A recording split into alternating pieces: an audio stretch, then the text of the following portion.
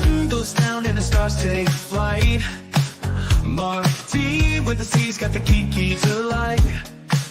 Retro toys and comics we adore.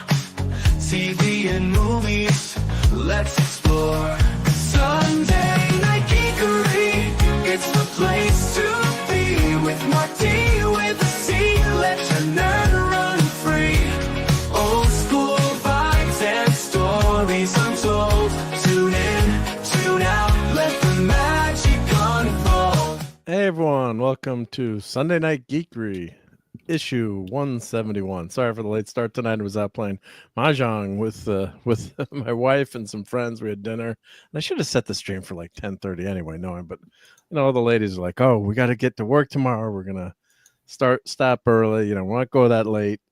And of course, they kept talking when we were trying to leave. So Damn it, Mark. Damn it! Hail to Dad Man. So let me, of course, welcome Dad Man with this. Oh, where is it? No, wrong one. Who moved that on me? Damn it! Never that way. God damn it, Mark! Jeez. Yes. So welcome to Dad Man. Yeah, thank you, Mark. Good to be here tonight. And thank you for being here. Yeah, absolutely. Always great to hang out with Dad Man. And what's Mrs. doing tonight? She is tired. She's actually more tired than I am. We got a lot of stuff. We had to deal with Mom earlier today and some stuff. So yep. she's a bit tired tonight. Working around trying to get her studio set up. So yep. I told her. All good. Oh, you got a troll in the chat already, you know? Oh, that's good. I got a troll in the chat. Yeah, that Gen X guy's telling you to get good. You know? Yeah. At least he didn't do mad. Let's say hi to everyone. We'll say hi to Gen X. Let's say hi to Tim. Of course, he's got the I just love clobbering. Time. Nice. Thank you for that, Tim. Gap is here. Hail to Gap. And yeah, again, sorry we started late. Marks is here. Mark's 47. Greetings, humans. And Claude Saling is in the chat. Hail to Claude. And let's see, we had Gen X here. Get good. Daniel Berry, sports highlights, and Low Spec is here. Low Spec Linux Gaming, awesome. Yep, check out his channel as well. Great stuff. And let's see. And Tim says, "Doctor Who cares?" Well, we'll be talking a little Doctor Who tonight, but we'll start with better stuff first. Thank you for everyone for hanging out with us on your Sunday night. So, Dad Man, you did see. We're going to talk a little Epic Universe, I think, is you've got some info on that, which is for people who don't know, that's Universal's Disneyland or Disney World. Oh man, my kids have been talking about that for 2-3 years. I mean, this is. I mean, I've been to Universal Studios in Florida. So, for someone who doesn't know anything about it, they basically added another whole theme park, or what's going on there? It is a theme park. If you're able to find something in the background while I'm talking, basically they're creating a whole new park, but they're creating it about I don't know the real distance, about 10 miles away from the existing Universal parks. So it's on a different spot in Orlando. They're supposed to have transportation, maybe a dedicated road. I'm not sure exactly how they're going to do it because you know Orlando, it's hideous for traffic. But this is a standalone park, and it's got two more valued, cheaper hotels, a big Grand Helios, which is state of the art, just really beautiful park, and really a fountains that look like what Epcot used to be.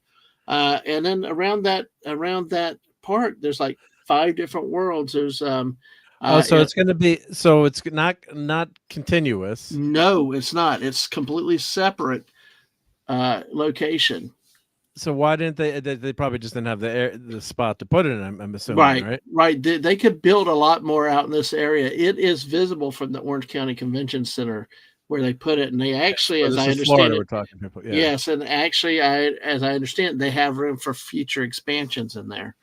So this is the map I've got up on the screen of so they've got Harry Potter. So, but don't they already have Harry Potter at Universal? Yes, but they're doing more with it. Different types of rides. They're just apparently Harry Potter is just so hot that they do. They also Helios. What's that? That's the big hotel. That's the expensive hotel. That's the hotel we want to stay at, but you're talking at least $500 a night. But I tell you, wow, if you can swing it, it pays for itself by not having to drive in Orlando. But that's up to everybody. The Mucky Mucks are going to stay there.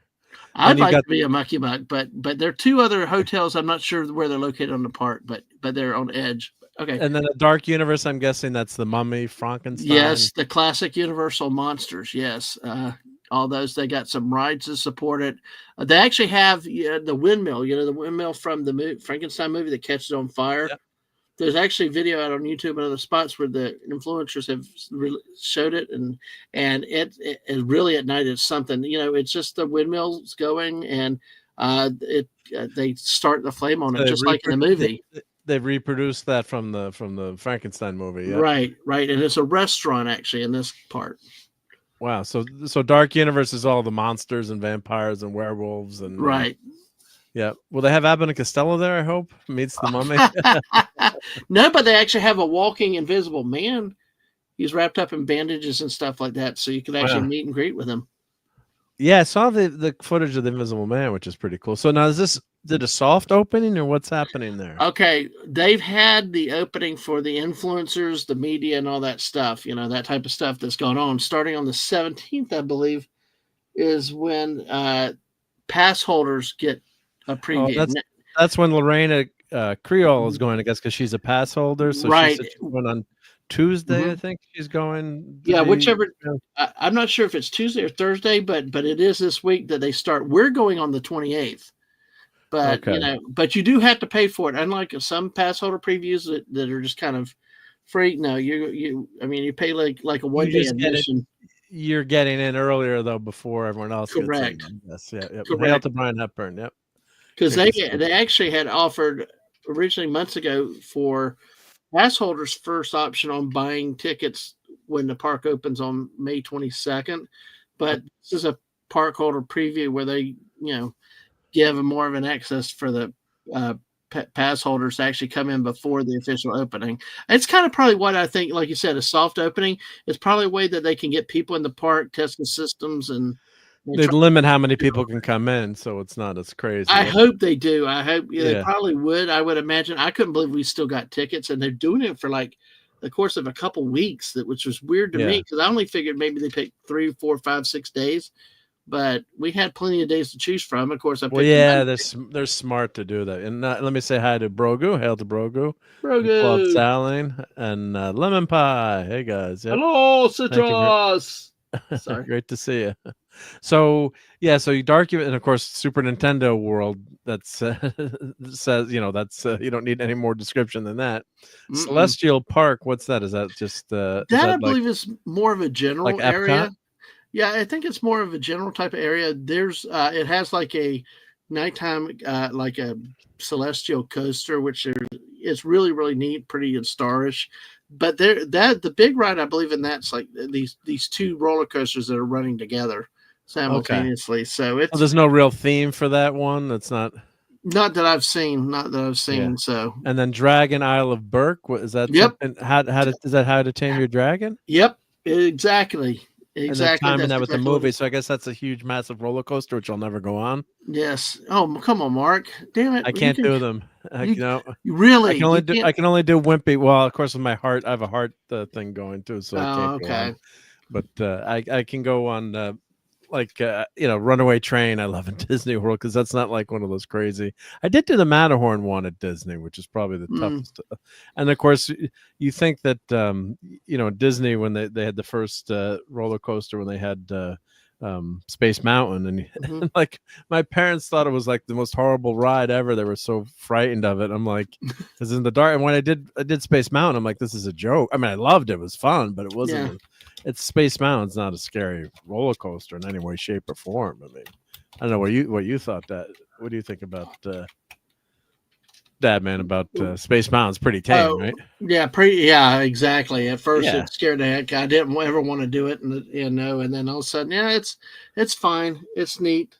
Yeah, no, it's good for what it is. And back then it was semi groundbreaking, I guess. Roller coaster in the dark, all self-contained.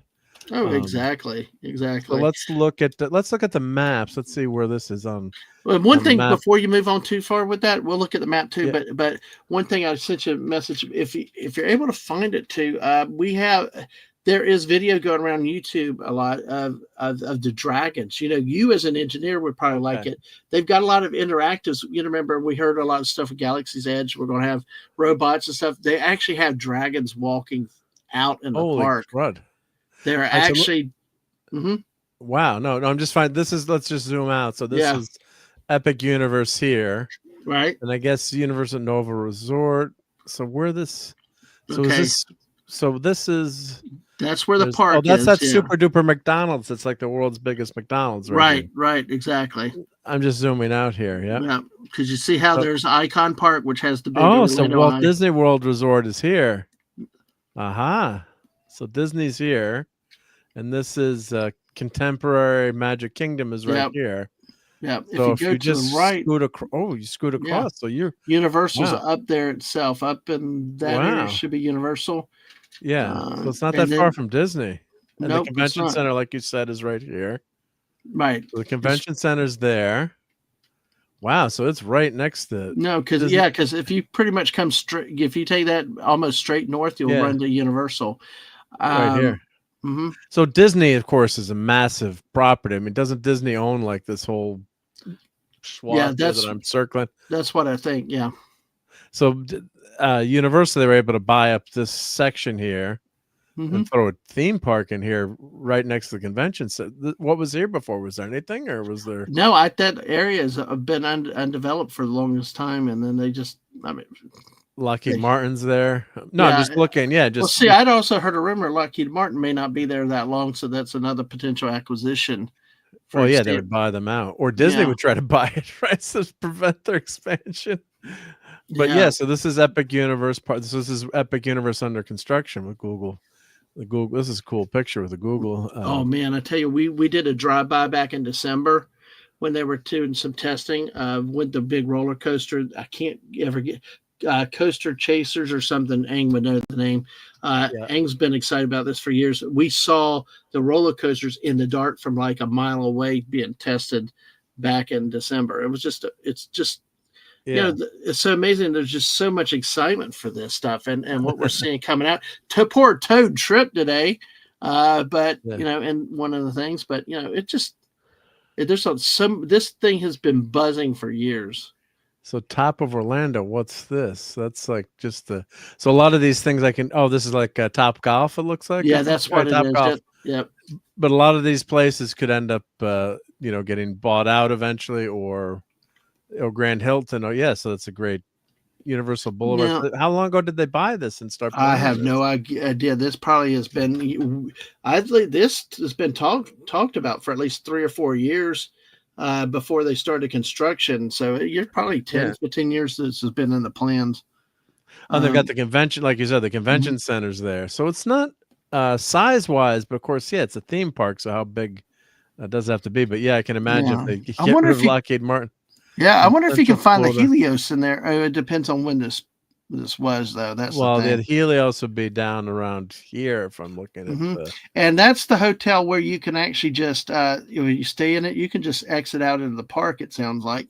There are 2 more that are going to be adjacent to it, where, as I heard from Lorena, is that you could actually walk to a Chick-fil-A down there. So there's a Chick-fil-A right here. Yep. Yeah. So Chick-fil-A, I call it Chick-fil-A. No, that's okay. Joe Dog, hey Joe Dog, and RobAltis. Yep. Because I said it wrong, like Chick-fil-A. It's like chicken. I know. It almost makes it sound like a landfill, though, Mark. That's the only problem with that. Yeah.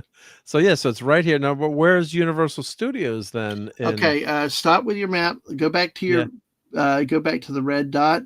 Okay, now just try to go north. Try to go straight north. Up. Yeah, hold on right there. See if you can. It should be. Oh, it's right here. Yeah, exactly. Because it's where the interstates come together. Exactly. I'm curious to see. I think I've heard that they're still running transportation between the two. I've heard that they may have dedicated traffic lanes, but you don't know. Yeah, so you're actually, it's not that far away. Yeah, so if you try to go from Epic Universe directions from here, let's see, from here, let's see, how far is it? Universal Studios Florida. Yeah, so it's 15 minutes to just depending on traffic, though. Really time depends on traffic. Yeah. Because some of that's still crowded. Anytime you get around I-4 International Drive, it slows down more than you expect. Icon Park is nearby on the way. I think Icon Park goes a different way, but that's where they have the Orlando Eye and some other big rides and stuff like that.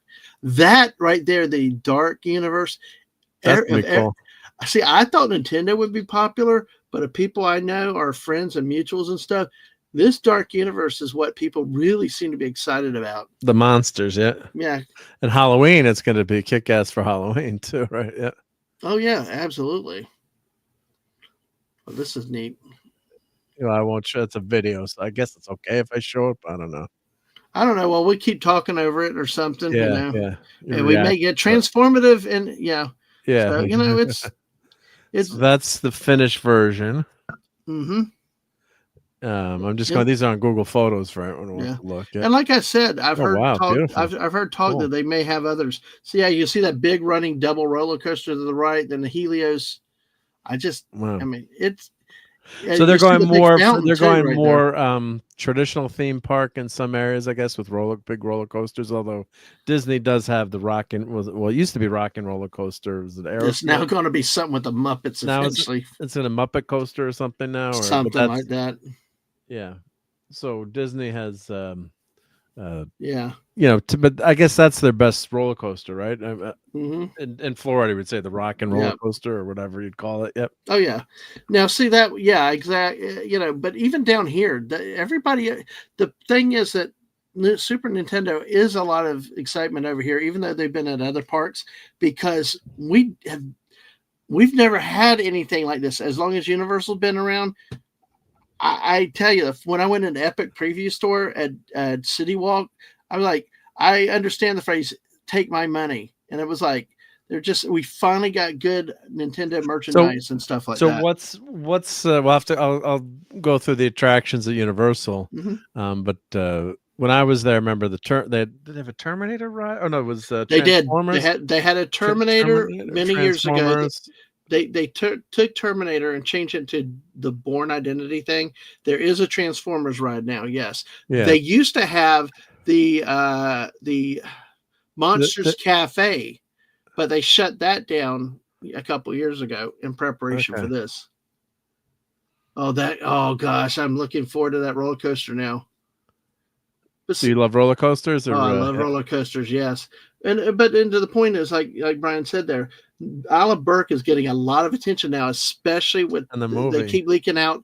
Well, they keep leaking out, the interactive with the dragons. It's like it's just amazing to watch, and there's a lot there with that. And of course, Dark Universe. People have been wanting that return to the the classic Universal monsters. Dracula, Frankenstein. Well, they kept doing that with trying to make the movies, make it like a Marvel connected universe, and they just did another Wolfman movie, which sucked. But it's like, let's just give up. Just do the movies. You don't always have to be interconnected, right? Right. How popular is How to Train Your Dragon? I mean, my kids were never into that. The wrong age, maybe, but I don't know. I don't know. It's kind of surprising, but apparently, I think what's going to sell that is the technology. What we're seeing with the interactive. The dragon doesn't need anyone. No, exactly. Not turning Jurassic Park, but yeah, it's kind of odd. It's like with the talk at Disney where they're going to make the Muppets 3D into like a Monsters Inc. show. It's kind of like Monsters Inc. is how old? And you're very old, yeah. Yeah, and it's like, is that really the hot property now? But no. The shame about that Disney theater, the Muppets theater that they're killing is it's such a wonderful attraction. Even if you didn't know who the Muppets are, you go in, you're in air conditioning for 20 minutes. I used to read all the guidebooks when I'd go there, and they'd always say, like, if you need a break, go to Muppets 3D. It's a great ride. or attraction, plus you're in the air-conditioned studio, and it's like a 3D experience, and there's stuff getting, the water go out into the audience, and then you've got the Muppets, the old guys. Was it the? Oh yeah, the two grumpy guys, Statler and Waldorf. Statler and Waldorf were there, and then they crashed through. It's just such, and Jim Henson helped to work on that, helped design it. So once it's gone, it's gone. It's like, expand the park out. Then it seems like when last time I was at Disney, especially Galaxy's Edge, which sucked. The Star Wars land I thought was terrible. There's not enough rides in Disney when you go there. It seems like there's a sparsity of attractions. Is it me thinking that, or is it? I don't think so, honestly. You think there's a sparsity of attractions in Disney? Yeah, they need more rides. But then again, too, like Galaxy's Edge just looked like a Moroccan flea market. Rides. It's just a flea market too, where they're trying to sell merchandise and stuff. It's like, I mean, I tried to give Galaxy's Edge a fair shot, but it was so under pressure walking in. This stuff has just been killing me. Look, and I just like, even though I'm not the biggest How to Train Your Dragon fan, it's just amazing. That looks fun. Seen. And with the dragons, the automation that they're doing with stuff, the detail that they did with the Harry Potter over at Universal was amazing. Wasn't even wearing my glasses, and I could see the detail that they have. So because it wasn't Harry Potter at Universal like extremely popular. It's hugely popular, right? Yeah. They even have it at both Islands of Adventure and Universal Studios, and have the train ride between the two of them, between the two parks. Yeah, so I heard the ride itself. Yeah, I heard it's really popular. So this is the Dragon, How to Train Your Dragon stuff. The Disney. When I went to Galaxy's Edge, I'm like, it's just that it was like a depressing flea market, and there was none of the old Star Wars stuff. It's like, take my money if you build a Hoth section, if you build the Tatooine. It's like, and that's who's got the money now too. They're so stupid. They thought that the Rey and the new characters would be popular, but the movies were such a bomb, and they didn't pass it off correctly to the new characters, and it was just such a horrible sequel. I mean, the Rise of Skywalker is probably the biggest jokes you could ever imagine. No, I would still say The Last Jedi just was both, but then the Rise of Skywalker. At that point, they had to finish. At that point, they had to go ahead. They were going too fast. Had to go around the horn. So it was just such a disaster that. I mean, the Last Jedi, as horrible as that movie was, it was at least more semi-coherent. Mark, can I ask a favor? Sure. Can you time out a mod? Lisa's coming in offending me. What'd she say now? Maul lives. Maul lives. Hey, Lisa. Mods have the power. Hey, everyone put Lisa's. Oh yeah, I always forget. We've got Lisa. We've also got Dadman's. We've also got Dadman's avatar too. His original 1.0 avatar. Hey Donnie, how's it going? Yep, Wes Cagle is here. But it was just so. The difference in the two. You would have thought I'd have been a big Galaxy's Edge, but it was just, when I tried to walk in, it was depressing. Yes, it was the Millennium Falcon ride. Thank God Aang and I got to be the pilot and co-pilot, because everybody else just sitting there doing whatever the heck we do. We actually had fun flying it, and so that was good when you're pilot and co-pilot. Yeah, but it was like, but if you're in the back, it's not as good. 2 minutes, it was over. That's the best thing they did in terms of the outside and the inside design, but they rush you in and out, and I'm like, I want to sit here and take pictures inside. How many rides are going at once in that Millennium Falcon ride? I don't know, but it was so. I mean, no, but is it like the Star Wars tour where they've got like multiple rides, or is it just one group? I think there's multiple. I think I'm not sure, but I think there's multiple. But it has the film, but it's so quick that it's so quick, right? Yeah, you're done and out. I went there, and then the first time in Disneyland, and the cast members try to be nice to you too. I'm like, well, how long is it? Well, it's a 4-hour wait to get on the Millennium Falcon ride. I'm like, it's like you go to Disney and it kind of just opened, but I'm like, you can't spend 4 hours of your day, or whatever it was, 3 hours, whatever it was obnoxious. It's like, you can't spend that long online. It's just costing too much money. And then when I went the Rise of the Resistance ride, or was it working? Wasn't even open yet. Oh, so they only had one ride there when I went early on. Yeah. My son was out there for sports ball, and go Gators, by the way. Go Gators, and this is water polo actually. Yeah. And hail to Lisa, of course. Yep. Thank you, Lisa. And Lisa says, yes, Maul lives. And this is a member chat. Member for 16 months. Thank you for supporting the channel, Lisa. Okay, West, you're going to be fine yourself, dude. Come on, man. Maul lives. Jeez. He lives in two. He lives in two pieces. Yeah. Apparently, yeah. He's more powerful than ancient Sith lords. But and Donnie liked Universal Studios Hollywood a little more. I went to the ladder in '99. Yep. Yeah. Well, you know, it's interesting. Disneyland. Yep. It's interesting. I've heard about Hollywood, the Universal in California, that it's a lot smaller. It's built up like up a hill, whereas yes, here it is. in Orlando, yep. it's flatter, larger, more spread out. So that would be interesting to see. Well, there's the hotel, I guess, the fancy dancy hotel. I tell you what, I love theme parks at night. I love the lights. Yeah, they're beautiful at night. And I think this is one Arc de Triomphe. I think this is one of the things that they've done that's really got my attention is the lights. I love theme park lights. It look cool, yeah. I mean, the entrance of the portals. Mark, do you still have that map to the? Yeah. I go the map to the whole park, or to the whole park. Yeah, so I go back. There's one of that's one of the value hotels there. That's at probably about $150 a night, which is, folks. I know it's a lot of money, but it's cheap for Orlando. Right there, Mark. That's what I want to show you. It's alive. It's alive. That is the portal into Dark Universe. It's alive. It's alive. Oh, I got it. Yep. See, like the portal for Super Nintendo will take you in like you're going in a green pipe, like you're playing the Mario game. So each one of these portals are themes and give you the effect of going into each of these lands.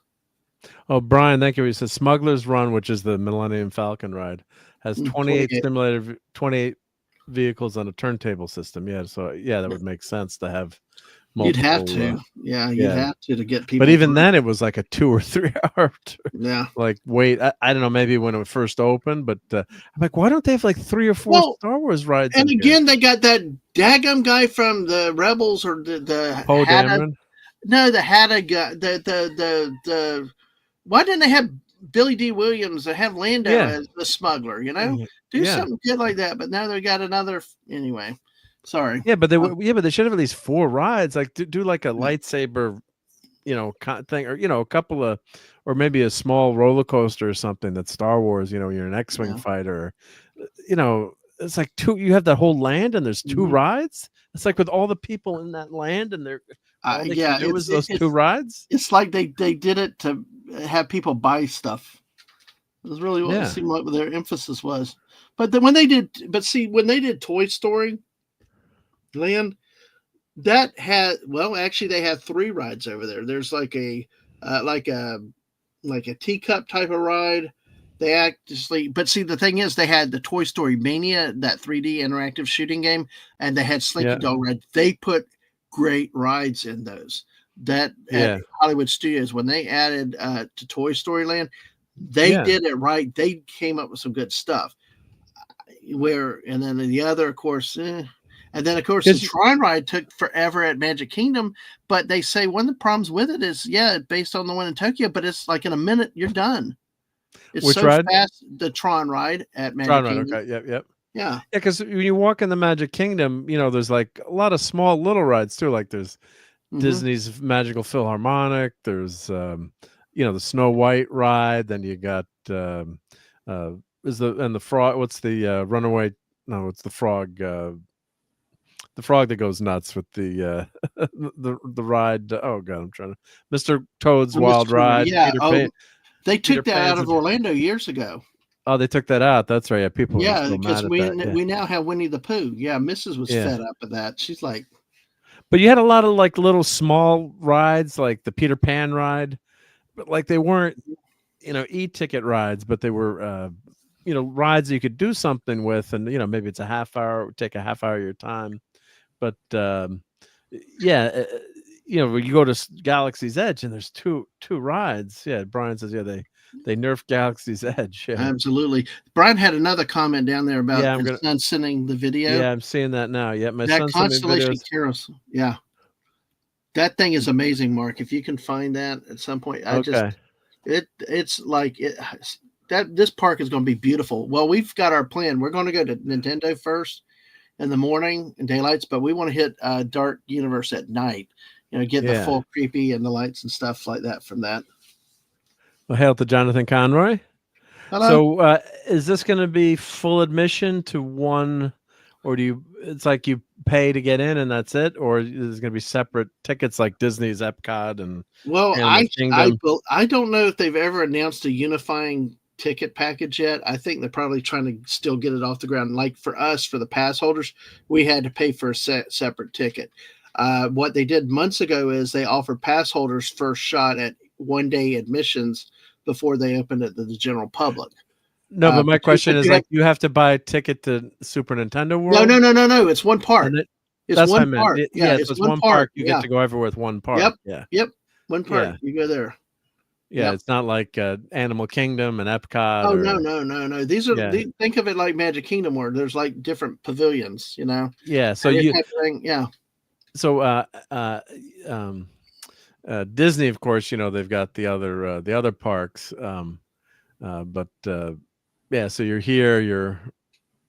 So here's Epic Universe, and you go north here to Universal. So it's pretty relatively close. Mm-hmm. I guess they probably wish they could have had it, here, but this was obviously all developed. So yeah, there's two. I mean, they bought over what was Wet and Wild, a water park that was right by I-4. So that got demolished years ago, but you couldn't put another theme park that close to it. They do have the Volcano Bay water park that they were able to move over on the property, but yeah, this is fun here. Yeah, this is a lot of fun. So let's go over what's at Universal right now. So you've got Marvel Superhero Island, which is hysterical because Disney owns Marvel, but back then they made an agreement and Marvel at the time, they said, well, we'll give Universal the rights to have a Marvel theme area. And this is Islands of Adventure specifically. So you've got Spider-Man ride's incredible. I don't know how it's holding up today. And it's great. They redid the video on the 3D. Oh, they redid it? It is awesome. Better now? It's better than it had faded. It was great before. Yep. So you've got this really amazing Spider-Man ride. Mm-hmm. You've got Marvel Superhero Island. You've got there's a Fantastic Four themed restaurant here, cafe, and then you've got the Hulk. How is the Hulk coaster? Is it pretty good? Oh my God, that's one of the best. Ang and I did it 10 times one night. How'd you do it 10 times? Well, because we were staying at a resort, so we got everything was a fast pass. The lines were short too, and it wasn't a bad line. Now, I will say, I do want to say a personal note about that. When I go through the standby lines, though, a big hat tip to you and our friend Clobbering Times, because they have like an office type thing and see names. I saw Kirby. I saw, of course, Stan Lee, but there were some of the other names, and I can't remember offhand, but like the obscure names to people like me, but I recognize the names because of you guys. Was built into that wall. They're like scientists, doctors, and stuff like that as people. It just was really, really neat to see how you walk through, and it's like a reactor type thing. It's really, really cool. If you ever get to it, Mark. Oh, no, I've seen it. I've been there. Have you done the ride though? I'm a pussy. I'm not going on that Hulk ride. Okay, Mark, here's what you do. Here's what you do, though. Here's what you do. I think you do, especially if it's slow lines and stuff. Have your family go through the standby line, walk with them, and you will geek out on all the stuff that you see inside the Hulk. Inside the Hulk. Yeah. That's what I wish they had, like a wimp ride, line for like, we want to see this stuff. Like when they had the Twilight Zone at Disney World. Yeah. My sister's like, oh, you would have loved it, but I'm like, I can't do it. So plus I have a heart thing, so I can't. Well, they also have I got you. They have that little yellow thing down there, and that should be the Storm Celatron, which is like X-Men. It's basically like the teacups. Teacups. Yeah. Okay, yeah. Now I the remember one walking. You can walk under the roller coaster right through yes, here. you can. Yes, And you can see yes. the roll. I got some cool pictures of the roller And coaster. they Hey, come how's the right up buddy? under you. Yep. Yeah, so it's wild. And then so There's this is one where ride that was this is not where good though. this is where you park, I guess. Yeah, this Mhm. is all the parking area Yeah, out here. there, the parking garage is there. And then you One walk thing, through Mark. here. One thing, Jimmy Mark. Back Buffett down was there. here.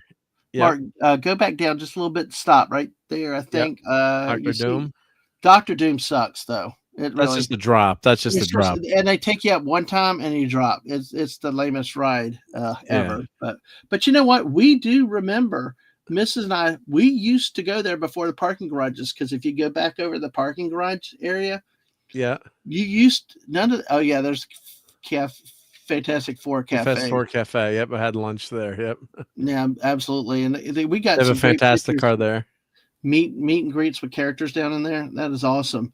But we remember the days when none of those parking garages that were there. We remember when this was not. Oh, they didn't have them there? No, it was just. So where did you park? Studios right up at the front gate by the sign in the globe that spins. Oh, okay, that's how close you would pull up and park. One day we got there so early on our honeymoon, and we're like 5 cars up to the front. That's, oh wow! Yeah, the changes are crazy. Well, let me see if I can get my Universal Studios pictures up. Let's see. Oh, the Dead Man is here, and Davina Duckworth saying mead raid. Oh, awesome! Yep, mead time. Thank you, Tom. Yep, thank you, Dead Man. Yeah, thank you. Whenever I'm like searching for something, I miss stuff. Hey, thank you to Tom for sending people over. Yay! Thank you. Let's see. I do have some. I'm trying to find like it was a picture of my kids at Universal. Let's see, that's Universal good. Studios. But yeah, none of this. Go back to 90. We got married in 96, and none of this existed. This stuff came out, I think, in 99 maybe, or 98, 99. I don't remember exactly when this part was built, but we saw the parking garages as they were built over the years and stuff. But no, now you have the water taxis to the deluxe resorts, and all. They've really done an impressive job with this property, creating a self-contained area. You don't have to leave the property, but we're rebels. My favorite barbecue place is like a mile down the road from here, so I gotta go get my barbecue.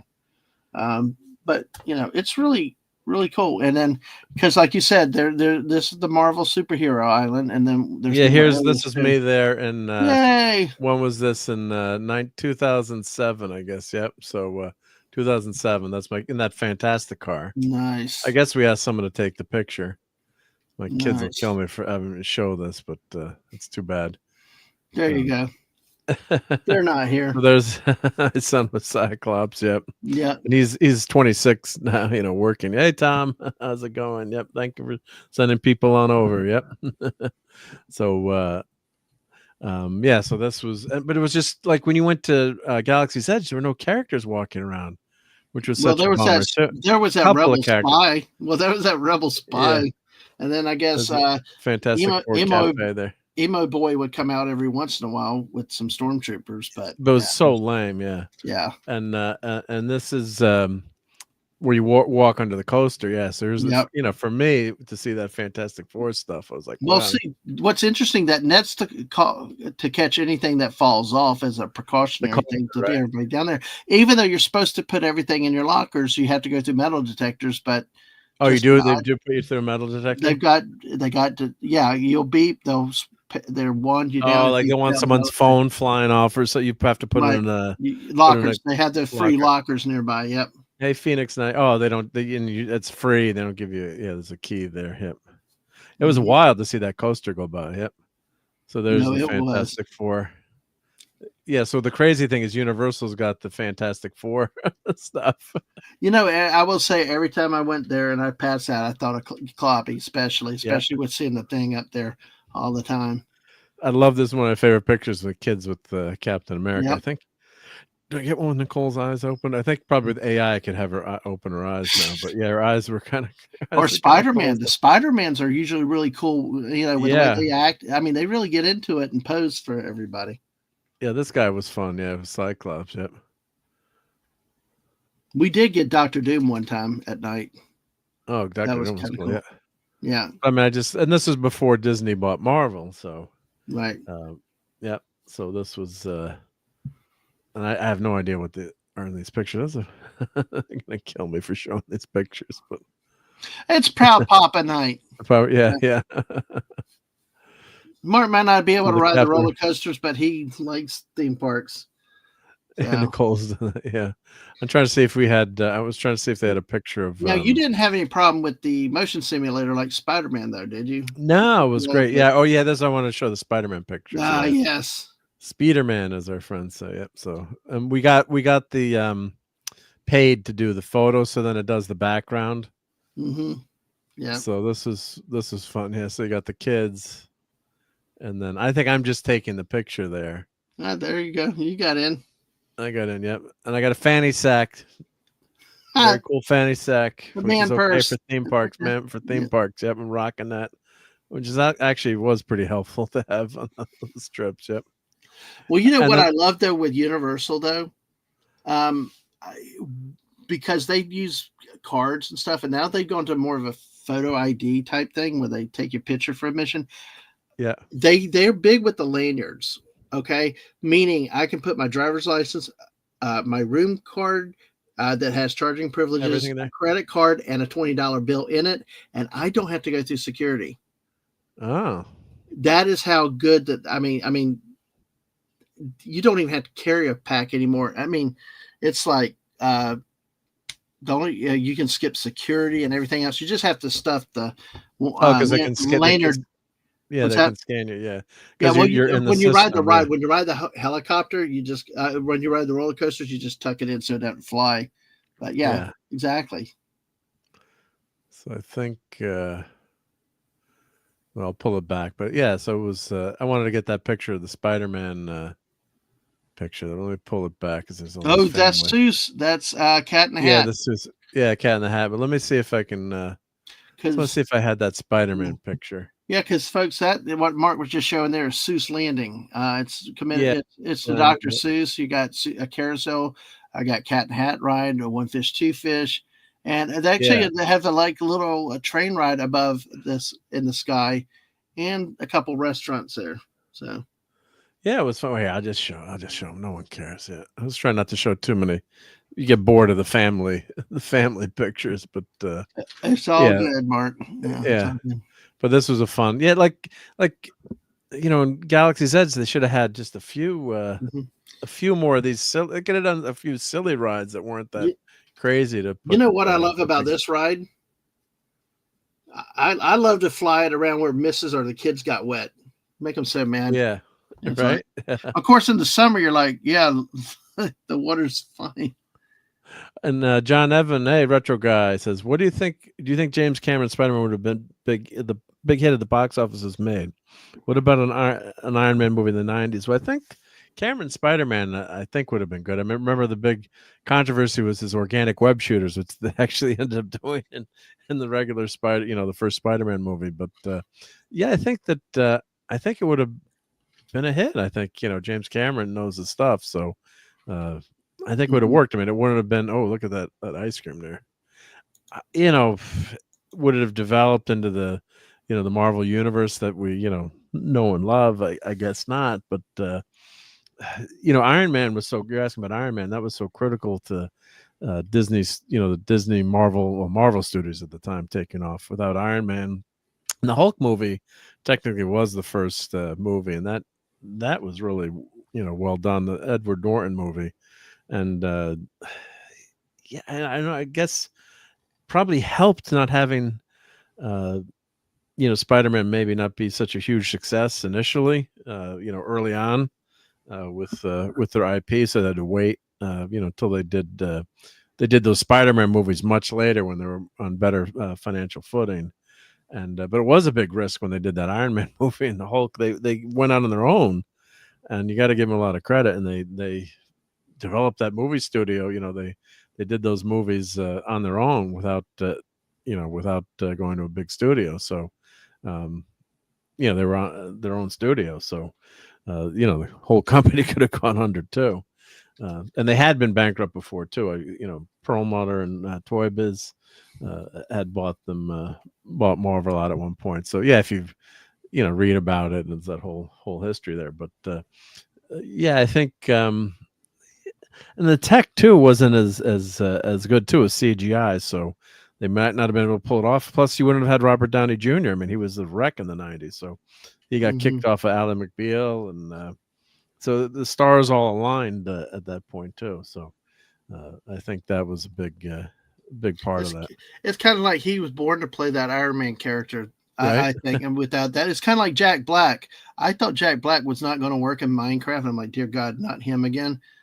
And he was pretty good in it, wasn't he? I agreed with the people that he had to play that role. That I don't think anybody else could have pulled it the way he did. But that's another topic we might get into. So. Well, we're gonna get into. We'll get into. I saw. I found a way to watch a little bit of that movie. We'll just leave it at that. No, I know. There's always ways. But this thing 1 and thing 2 were there. This was just a lot of fun at Universal. And this was 2007, so this was. My wife will kill me for showing that. There's little Eric. Yeah, but the kids had a great time there. So they do have all these little mini lands there that you can see. They also had we talked about the Marvel superheroes. We talked about Seuss Landing. There's also there's like now an area with Kong and Jurassic Park back in those areas. There's the Harry Potter that's at both Universal and at Islands of Adventure. And like I said, they connect by a train ride between the two. You can actually, if you have the park hoppers, you can go to both. Oh, I got some videos here I can actually show too from 2007. Oh, wow. Look at how this is like I think this is, I don't know if this is a cell phone video or if this is the camera. I think maybe the camera had a video there, keeping the audio off. I could put the audio on maybe. I've never seen that, but so this is at Universal, but and hail to Phantom Outsider. I'm trying to catch up when I'm doing these things yet. When I'm doing two things at once, have a bear of limited brain. Yep. Yeah, Phantom thinks, well, would definitely have made money in the heels of Terminator. It would have been Arnold as Doc Ock and Kyle Reese as Spidey. A Terminator round 2, LOL. Yeah, so this is, let me share my audio. Yes, I don't think this would, let me stop and then present. Entire screenshot. I don't think the audio is copyrighted on this. Yeah, I don't know. Well, they're talking and stuff too. Can you hear that, Dadman, now? Or? Yeah, I can hear it. So it was like a pirate adventure. Pirate adventure had going here. So it was like a stunt. Yeah. Spectacular, and that's pretty damn cool to see someone swinging like that. I mean, that's now you're a pirate on Thursday nights, Mark. So yeah. So then, so they had that stunt show. I think these are all little mini. The resolution of these videos is so low, but I guess it was supposed to be Sinbad. I think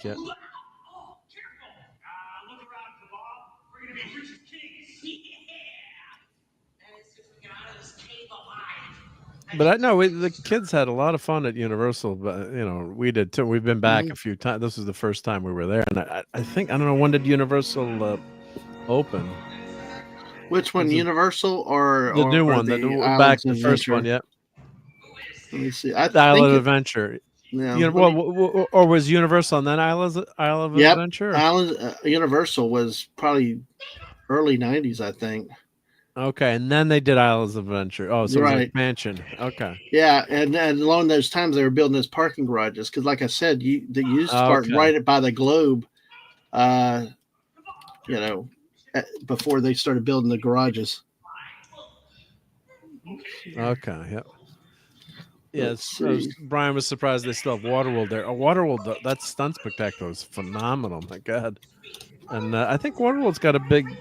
May 28th, 1999 is when Islands of Adventures opened. Okay. So. Yeah, and Brian. Yeah, the Waterworld show was really, really good. Yeah. Let's see if I can go. Oh, I gotta go back here. Sweaty family pictures. Let's skip those. Yeah, you probably came down in the summer, so yeah, I'm sure it was very hot. So I think this was supposed to be Sinbad, like a Sinbad tale, I think, or if I'm remembering the storyline, I think it was supposed to be Sinbad. And yeah, I wonder if that's over in that old Trident area that they do they still have this show, or is it shut down? No, they don't have that show. If it's where I think it is, they shut that whole area down. The rumor would be is that the way the architecture is, there could be Legend of Zelda Hyrule possibly. Oh, redo it. Okay. Yeah. Repurpose it. So, but I mean, these shows are they're cheesy, but they're cheesy, good fun, and there was some good stunts, and of course, seeing it through. I guess I don't know how it looks going through all the interwebs, but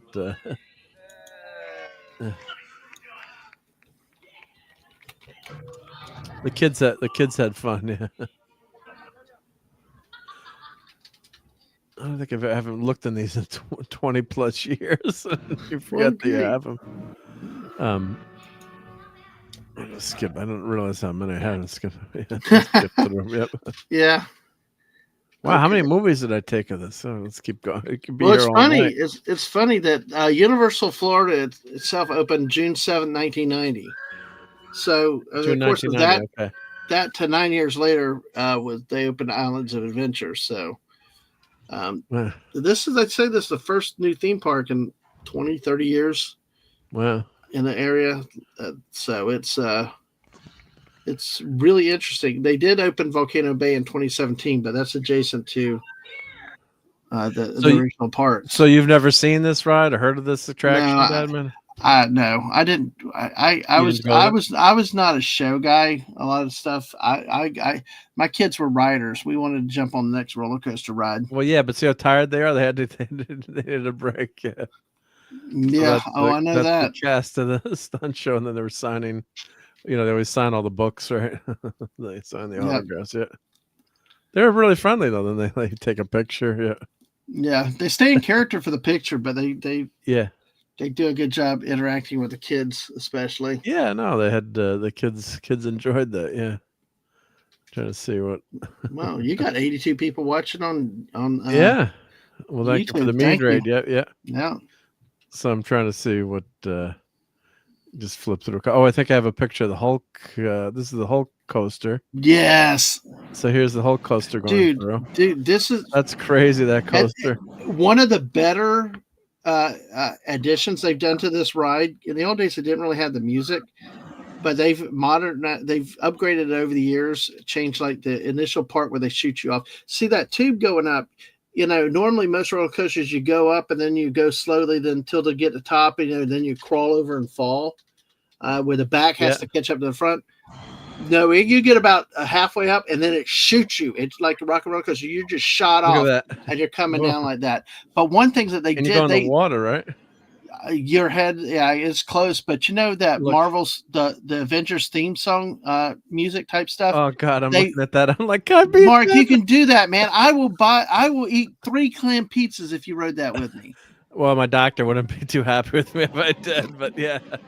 But they added the Marvel like from the Avengers movies that bass music to it, which really I think added to the ride. It really gets you. It's not just a ride. Having that sound around your head, listening to it's just really cool. You want to go on that? No. But yeah, that's a phenomenal, phenomenal coaster when you see that. It truly is, But I tell you, that ain't even touching Velocicoaster, which is at Islands of Adventure. Oh my gosh, folks! I did get to ride Velocicoaster once with Lorena. That's a high honor that I've had. But that thing will shoot you off in a hurry, and it's got the biggest hat tip at the top. And when you're off your seat as you're going, staring right down at the ground at almost 90 degrees straight down, taking off, then over by the water, it rotates you over. Your head is a few feet off the water. Best roller coaster I've ever ridden. Oh, there's a decent Sinbad series from Sky One. I didn't know that. I'll have to check that out. Thank you. Yep. Slamming clams is the yeah.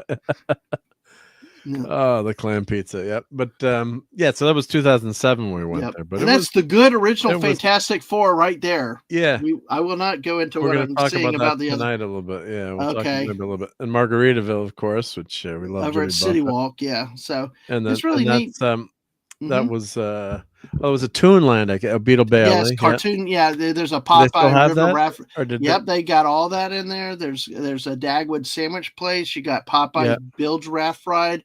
You got Dudley Do Right's water flume ride, leading over into Kong Island and where Jurassic Park is. So yeah. And then we went to Disney too in 2000. We did Universal for a day, then we did Disney. Mm-hmm. And so we did that. That's dressed up as pirates, right? I think that was it Halloween time or was it might have been Halloween time, I think, yeah. Goofy's my favorite. Yeah. Which is not always cool down here. There are some very hot Halloweens we have. Right? Yeah. So I think these guys are the characters are so much fun. Yeah. I think Try was shy. Yeah, they're so little there. But and it was so nice because it wasn't too crowded then, and they were open late, and I think we stayed. I think we stayed on the ESPN area. I think we're on the park. We stayed on the park, which is always nice if you can do that. Yep. Well, at least your kids were shy. My kids would walk off for friggin' Chip and Dale. They went down the road with her. I mean, they had to take the leash, and the kid went with them. Just like, hey, bye, Mom, Dad. Forget you. I'm living here. Like, but yeah. I mean, that's just the great things with these parks and stuff, is making memories like that and stuff. Yeah. Hey, Simply Steve. Yeah, clam pizza spinner ride. Yep. I would gladly do it if Mark could. I know you got the doctor's warnings, but if you could do it, I'd eat 3 clam pizzas, Mark. Oh, right. I'll have to see if I can get what the doctor says. Yep. And 2007, 18 years ago, ancient history. I know that was just yesterday. Yep. But that was, we never know what we plan on doing here with these things. But I think that was Universal there. Yeah. So, and then Disney and so. But I tell you what though. This is Universal. That's what I'm going to say. Yeah, so this was Universal, I guess, that we went to, right, Dad? Man, this would be Moulin Rouge. I guess this would be getting into Universal here, I guess, right? This is Universal. Yeah, Krusty Land. Yeah, The Simpsons. That used to be Back to the Future ride. In the original park opening, they had Jaws, they had Kongfrontation, and they had Back to the Future and Earthquake, and that used to be the Back to the Future ride. They left the train from Back to the Future in the area as a reminder. But yeah, that's this is one ride that was updated and repurposed that actually was good. The Simpsons pre-show. Let's put it this way: this pre-show and this ride is better than any modern Simpsons episode. So. That was great. I love that. Love that ride. Yeah. Brian's saying they discourage cast member contact like that now. What, like hugging and doing the fights and stuff, Brian? I guess, or what Dad Man? What do you think? Brian's saying they're like just close interaction with the cast members. It could be. I guess. It's a say. Well, I'll tell you what. Not just that. World now from it was 20 years. We used to in the early days at downtown at Hollywood Studios. We loved 50s Primetime Cafe because they would do stuff. If we had our nephew, he wouldn't eat carrots. They said, "Eat the carrots." No, eat the carrots. No. So okay, everybody, watch this kid over here. Here, and they did the choo-choo train with the carrots. Here you go, choo-choo, and it made them do it. They even had people say, "It's okay, you're not doing this. You're not eating all your food." Well, you get the dunce cap, and you stand over in the side of the wall. And they eventually took all that stuff away. It became where the waiters were. It just became any other restaurant when it was like, well, why am I spending jacked up prices? They made for something that you're not entertaining anymore with, and so it's a different age, sadly, because we loved that restaurant. It was one of the kids' favorite. Sometimes you put your elbows on the table just to get picked on. Yeah. because they'd run your elbows off the table and stuff. But it was Apollo 13, I think. Yeah, Apollo 13. Mm. So did they film in Florida? Did they have actual operating studios? At one point they did. At one point, So this is Nickelodeon. At one point in the 90s and the 2000s, that was a live studio. They had Nickelodeon and Slime and stuff over there. Probably one of these front buildings, but then they moved it out of there. They stopped filming there.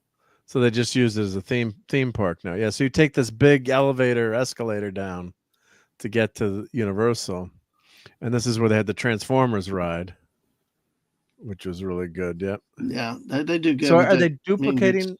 Oh, and Davina, the best thing about getting anchovies on pizza is no one wants to share with you, right? So yeah, that guy did that in Athens, Georgia. He got one with pickled freaking anchovies, and he's laughing about it because I wanted to try anchovies for once, and I could smell them without even biting down on it, and I had to spit it out. My wife said, "You better not get sick." My wife and my oldest kid looked at me like, "You better not get sick at this table, Roy. We'll kick your butt." Like, no, I was like, no, because the guy did it. It was a $7, $8 buffet, and hey, he had a whole pizza to himself. Yep. And now Devin said, how many clams would 3 clam pizzas cost? So up our way, clam pizza is like 20 to $30. Every pizza now is $20, unfortunately. So I don't care. Like Mark's buying my clam pizza. So yeah. Oh, look at this! The Galaxy Note. Remember the Galaxy Note, the big like megaphone back in the day? No, I don't. I was using the Galaxy Walmart Note flip right phone. there. I was still using the Walmart flip phone. They got one of the first iPhone, but that was a big deal when you had the Galaxy Note. Yep. I think I got a video of Megatron here. Yep, and that was was that supposed to be the Allspark in there or something? Yeah, the Allspark. That was the basis for the ride.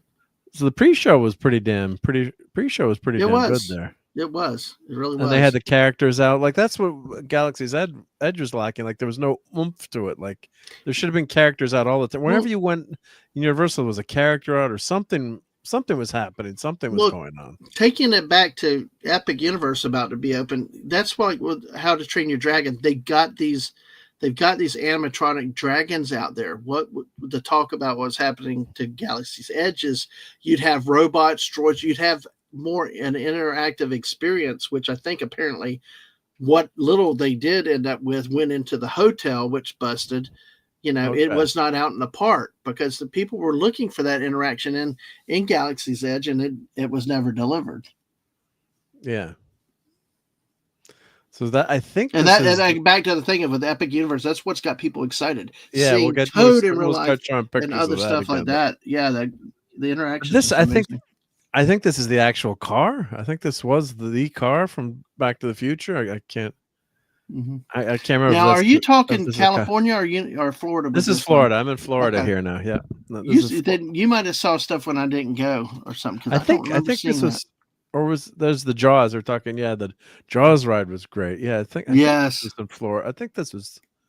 Pretty sure this was Florida, unless this is California. I'm trying to remember. Well, because that one car didn't look quite. Yeah, some of this is not looking familiar to me from what I saw. Maybe this is California. This is California. Let me see what I missed.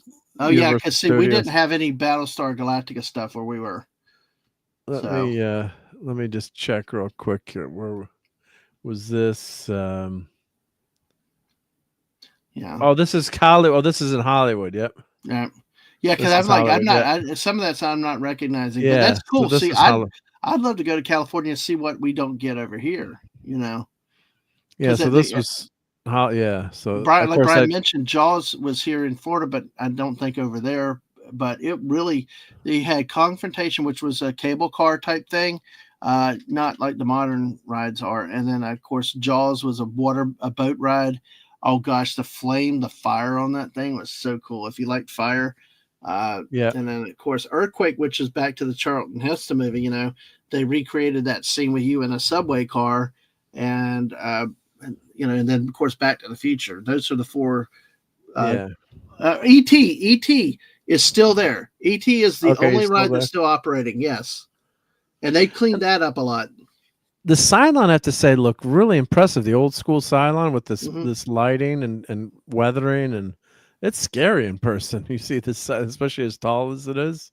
The elbows are kind of wonky. Okay, you got the the elbows there. But yeah, you can imagine that would have been pretty scary for the Cylon. That's the new Cylon there. But the old Cylon looked pretty good. Look out. That is sad what Brian's saying, though. Did us come to that? Because I tell you, we got one of the best pictures when Aang was maybe not even a year old, but was a baby. That it was at park closing, and then all the characters. It had like a couple of the princesses, the Chip and Dale, some of the other mouse. I mean, they all gathered around Aang, and like Snow White was just holding her and cuddling her, and all the others were just around it. So it's like, yeah. There's E.T. Yep. Yeah, so you do get a lot of great stuff at Universal. Just try to skip here a little bit. Of course, this is my favorite. Yes. Agent Oh DeSoto. my gosh, yes. Dude, I want to watch. I need to do TV shows, streams, or something. I'd loved Emergency. Great. Yeah. I love that show. So yeah, and they have a Hall of Fame out there in Los Angeles. You know, there's a firefighter Hall of Fame, fire, and of course they have the original vehicles from the show out there in, in Los Angeles. We go. Here's the video. Report back to me at once, and I will reward you with a seat by my right hand. Soon they will fall, and we will know victory, my Decepticon brothers and sisters. For we are the future. Look at that guy taking vertical video. Come on. Jeez. Take vertical video. Hey, it'd be great for YouTube now.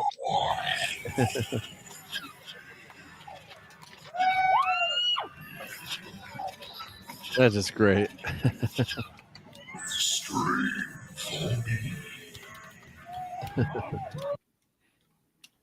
This is another same one, I guess. Report back to me at once, and I will reward you. We have anchovies around our way here all the time. Yeah, especially if it's a Greek pizza place. They have it. Yeah.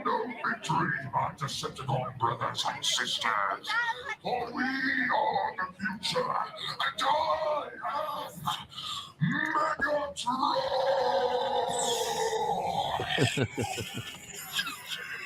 And Tommy Wimey Lima says anchovies and pineapple. Come on. Yeah. I tried it. I can say I tried the anchovies. But then again, Mrs. said you picked pickled anchovies. Well, I love anchovies.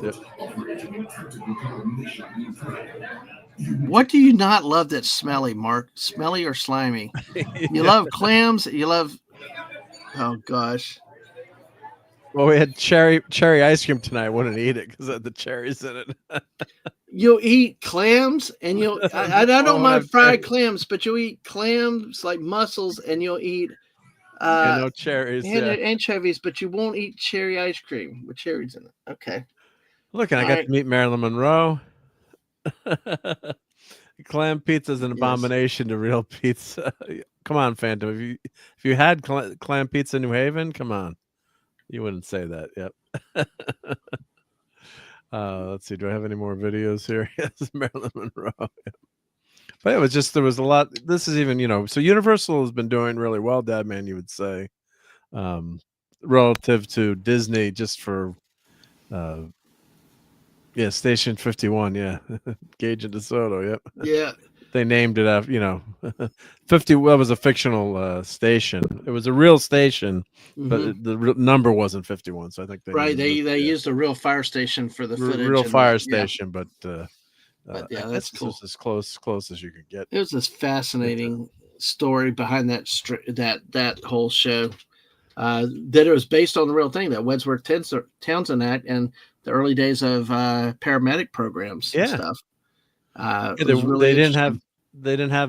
weren't a lot of paramedics, or and the doctors didn't like it. The doctors were concerned, and it really did a good job showing the tension and the how it developed over the years, and it just, like I said, it was a show ahead of its time. But then again, Jack Webb did a lot of that stuff with you got Adam 12 and some of the other ones that he did too. So and Disney got rid of their studio ride too as well. Like I love you get on the tram here. Even in Orlando they did too. in Orlando. So you got that tram ride, and you just get to relax for a few minutes too, and it takes up a lot of people and gives you a break, and you're seeing some cool stuff. You've got Magna PI's Ferrari here, and that's the real car. That's the real. Well, that was the Ford Cobra Knight Rider. Back to the Future pulled for production, right? But yeah, this is Back to the Future 2 cars there. As a car nerd, you're seeing all these great cars that they did. And that's Back to the Futures, and they've got the Flintstones car there. Yep. From the Flintstones movie. But I love these rides, and it was such a shame they got rid of that backyard. That MGM ride at was MGM Studios at Disney was I thought pretty they good. Did. They had the Golden Girls house. They had a boneyard of stuff, and then it's like they took it all out for a stunt show, and then they got rid of the stunt show. My whole problem is I can't go back to there for now because they're still in that reservation system, and you can park hop after a certain time of day. But I'm sorry, I'm going to spend that kind of money. I want the freedom to go where I want to, when I want to, and Also, the reservation system is. Oh, Gap is headed out. Good night, Gap. Gap. One ride that I've been told by Ang, and Ang will not ride it with me in Orlando at Universal Studios, is the Fast and Furious ride. That kid said that ride was just a waste of time, and they spent hours waiting online. And the kid literally refuses to ride that ride with me. Okay. Yeah, remember to subscribe and clobber that like button. Yeah, we got a lot of people watching here, so remember to do that. It's much appreciated. Get you up to 1,500 soon, the way it's going. Yeah, got to get to 1,500. Yep. So lard pizza, extra sauce on the whole thing, garlic, the whole pie, and their homemade sausage was $22. So that's a pretty good price for a pizza these days. Yeah, a large pizza, $22. Yep. I think our pizzas here are still cheaper, but probably it's all the Fast and Furious cars. Yep. But this was a lot of fun to see. Yep. I don't know, Fast and Furious, like they're going to be like Fast and Furious 406 the way they keep going, right? Like, but you get to see tanks here. This Jurassic Park, I think it looks like to me. Jurassic Park, one of the car rides. Yep. But just fun to be able to see that stuff in person. Yep. Yeah, it's got to be Jurassic Park. Yep. But they don't have, in Universal. Yeah, the Jaws. It's the tram there. I guess in Disney, or not Disney, where they had in Universal in Florida, they have a cool ride there too. Yep. Yeah. Actually, in Florida, the Jurassic Park ride is a water ride. It's a river raft turning ride, yeah, and then you end up with a big drop with a T-Rex coming after you. Oh, that's right. Yeah. This is behind the Steven Spielberg Drive. Yep. That's the Universal. I think. Yeah, must be Jaws coming up. I guess. The earthquake. Yeah, here's Jaws here. Yep. So it's on the tram. Yep.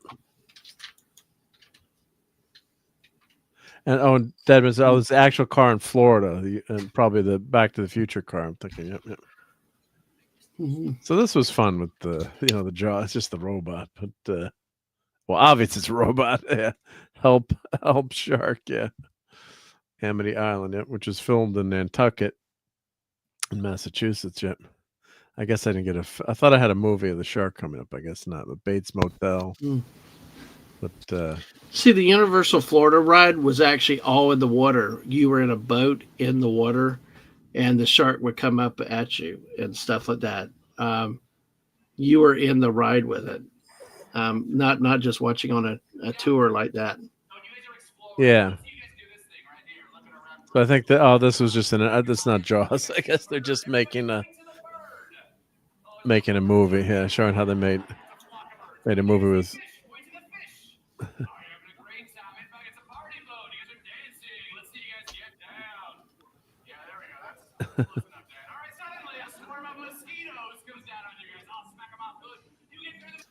So I guess then they add the special effects after. I can't remember. I think some of these are duplicated for some reason. Yep. Trying to see what. Oh, and here's Waterworld. This is Waterworld here. Yep. Stunt show. Yep. Oh, that's neat. Here. Have you been to that one, Dadman, or no? No. This is only in California, I guess, right? Right. Yeah, this is new to me. Yeah, so this was I guess this is what this is the final. It's going out of order, but this is the final version, I guess. So they do the green screen and then I'll skip that. Yeah. That was pretty fun though. Yep. So let's see if I think I have a video of Waterworld. Let's see. Did I take a video at Waterworld?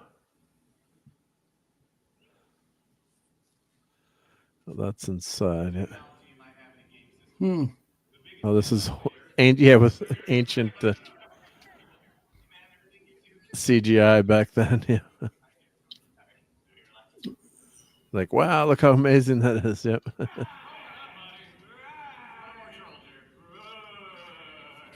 Which is pretty cool. Yep. Lord of the Rings, Gollum tech. Yeah. Oh my gosh. That's pretty fun to see. Yeah. Let's see. Do I have Waterworld? I thought I had a Waterworld picture, but you can see how cool that stunt setup is there. Of course, the stores. Yeah, Star Wars. Some cool Star Wars stuff back then. Oh, that's a cool Punisher. Should have bought that Luke. Should have bought it. Yeah. So so you get. Let me close this down. Let me pull this over. So that's our diversion. You never know what we're gonna do here. One of the Back to the Future Lords of the Peterson Museum in LA. Yep. They were cheap on the cars that they had. What was built this kit from Night Runner. It was a Pontiac Fiero. Yep. But let's talk more about what's in the Epic universe. So let's see, 12 coolest things we saw at the Epic universe. So this was IGN article, and so of course these are the lands here with the map. It's a clever premise. Like I said earlier, our plan is to hit Nintendo and Dark Universe, and then we got to get those done first, and then we'll hit the others. So we got a plan. Yeah, we got a plan. Yep. So it says you'll find 4 portals to other worlds, from the loosely themed space themed Celestial Park.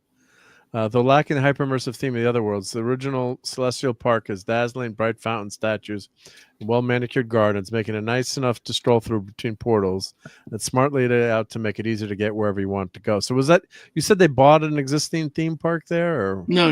This is constructed ground up. No. Some of the other talk is that future expansion could be from buying other surrounding land and stuff. But no, this thing has been... this thing's had so much coverage in the news and on Twitter, and with the theme park coverage people, that just from construction ground up, I mean, it's been everything, every little detail about this has made the news, and everybody's been really obsessed with this for years now, ever since they announced the idea. I remember the amazing Indiana Jones show. Yeah, I love that Indiana Jones show. We went to that multiple times. Oh, we got a super chat from the dead man. Let me swing down to that. I'm way behind on the chat, but Mark, if you want to see some nonfiction nerdy stuff, you should see all the Air and Space Museums in the DC area. Well, the dead man, thank you so much for that super chat, and that is actually one of my favorite places to go. Top secret, which is not much of a secret. But no, you're 100% right. Yeah, that the Sea, Air, and Space Museum. God, I love going there, and thank you. Yeah, you know me well enough now. Let's see, Sea, Air, and Space. I'm just looking at my goggle photos. I've got I'm there with in Captain Kirk's chair. So let me pull that one up. when I was a young lad, Sea, Air, and Space Museum. Let's see if I can find that picture. But in the meantime, we've got to play some awesome stuff. And since you're talking sea, air, and space is Star Trek and all kinds of exploration. Let's grab a few Star Trek clips here. Thank you, the dead man. I'm a doctor, bricklayer. That's What is that? I am endeavoring to construct a mnemonic memory circuit using stone knives and bearskin.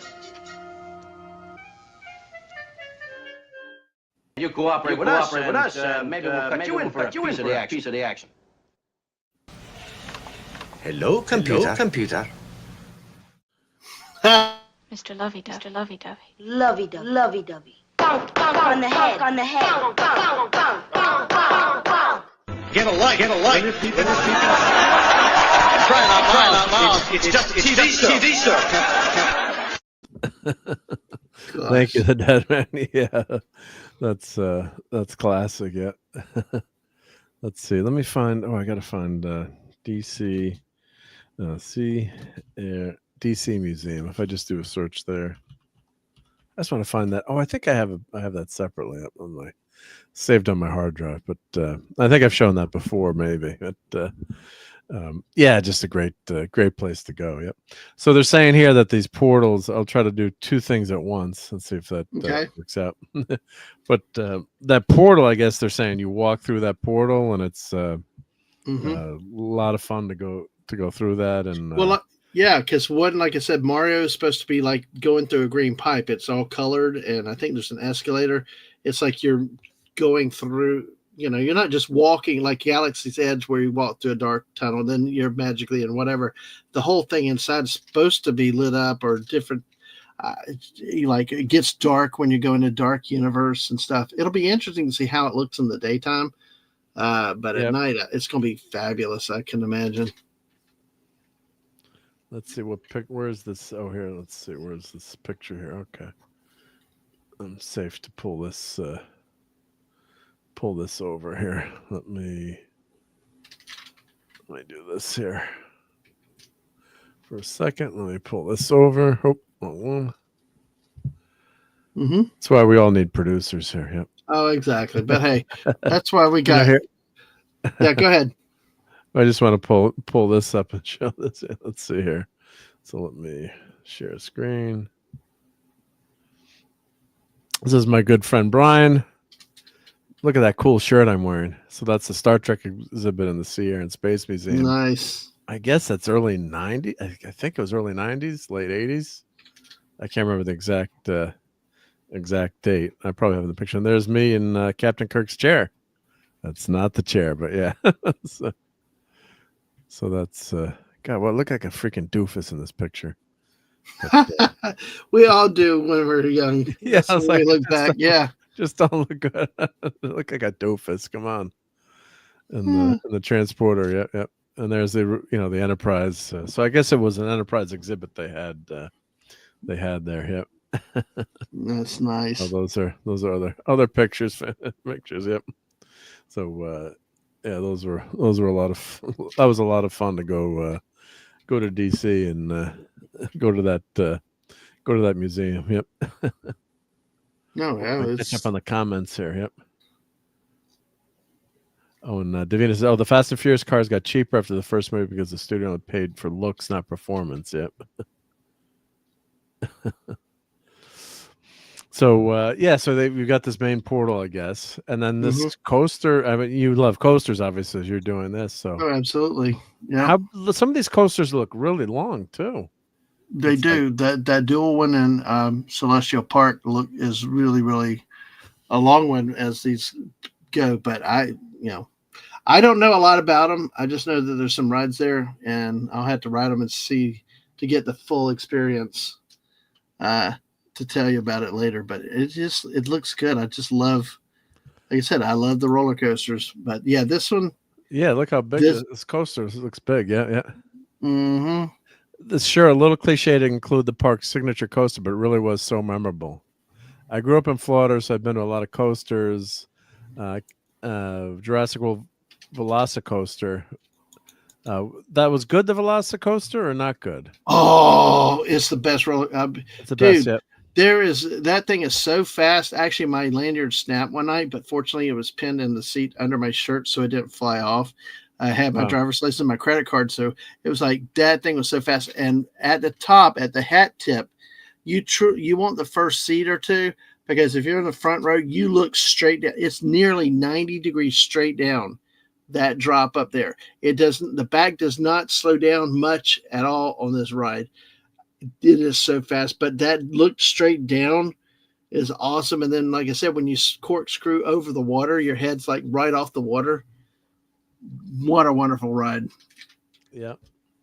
And so these rides look really, really cool. They got the turns and stuff in it, but it's going to be interesting to see how they did this. Oh, I guess we're getting an echo before. Sorry, when I was playing whenever you share the screen and play a video, you get massive echo. I apologize, everyone. Yeah. You got to stop sharing the screen. No, it was just that one. I think it was just one of those clips had an echo. I didn't hear it on the others. There just was one. I had the audio. Yep. Sorry about that. Well, that echo. Yep. Sorry about that. Yeah.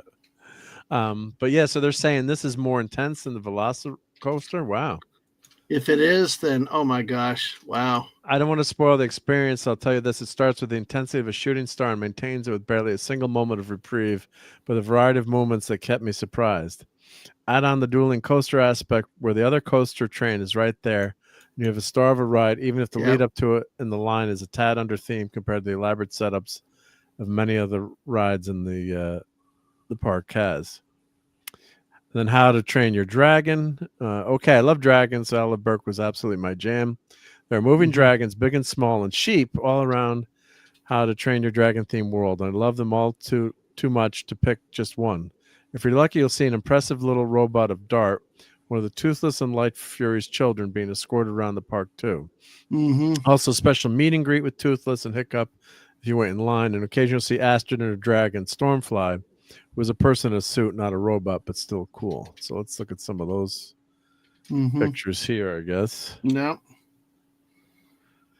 And with a movie coming out, it's perfect timing too. I guess that must be one reason. That must be one reason they're scheduling the movie at the same time. Yeah, because it was of all of the choices of themes, it was interesting that they chose this one as such a specific. It's just very specific. So specific. Right. Yeah, it's not like Dark Universe or Nintendo that have so many other characters and things in it. This is just like a specific movie. So I don't know. This one maybe down the road they may repurpose. Who knows? But I don't know. This movie's well beloved from the original animation. I'm not looking forward to the remake, to the live action, but you never know. I'm sure I'll probably go see it. But if the missus or Aang want to, but yeah, it just in spite of that, the attention to detail is just amazing with what Universal does when they come out, and what's coming out with the video of those automated characters, or even Astrid with the people in a suit. It's just amazing with the interactions in there. Interesting. So, yeah. And so Sasha's here, by the way. So. Oh, hi, Sasha. Yeah, sorry, when I'm doing. Yeah, I know. I'm trying to help you because I know I appreciate it. Yeah, hi, thank you. Yeah, because I'm looking up stuff as well. Yeah, but this looks really wild. Oops, sorry, I skipped. Yeah, but this must be the person as the dragon, but that's pretty damn good. Oh, There's Astrid there. Yep. Yep. Exactly. Yep.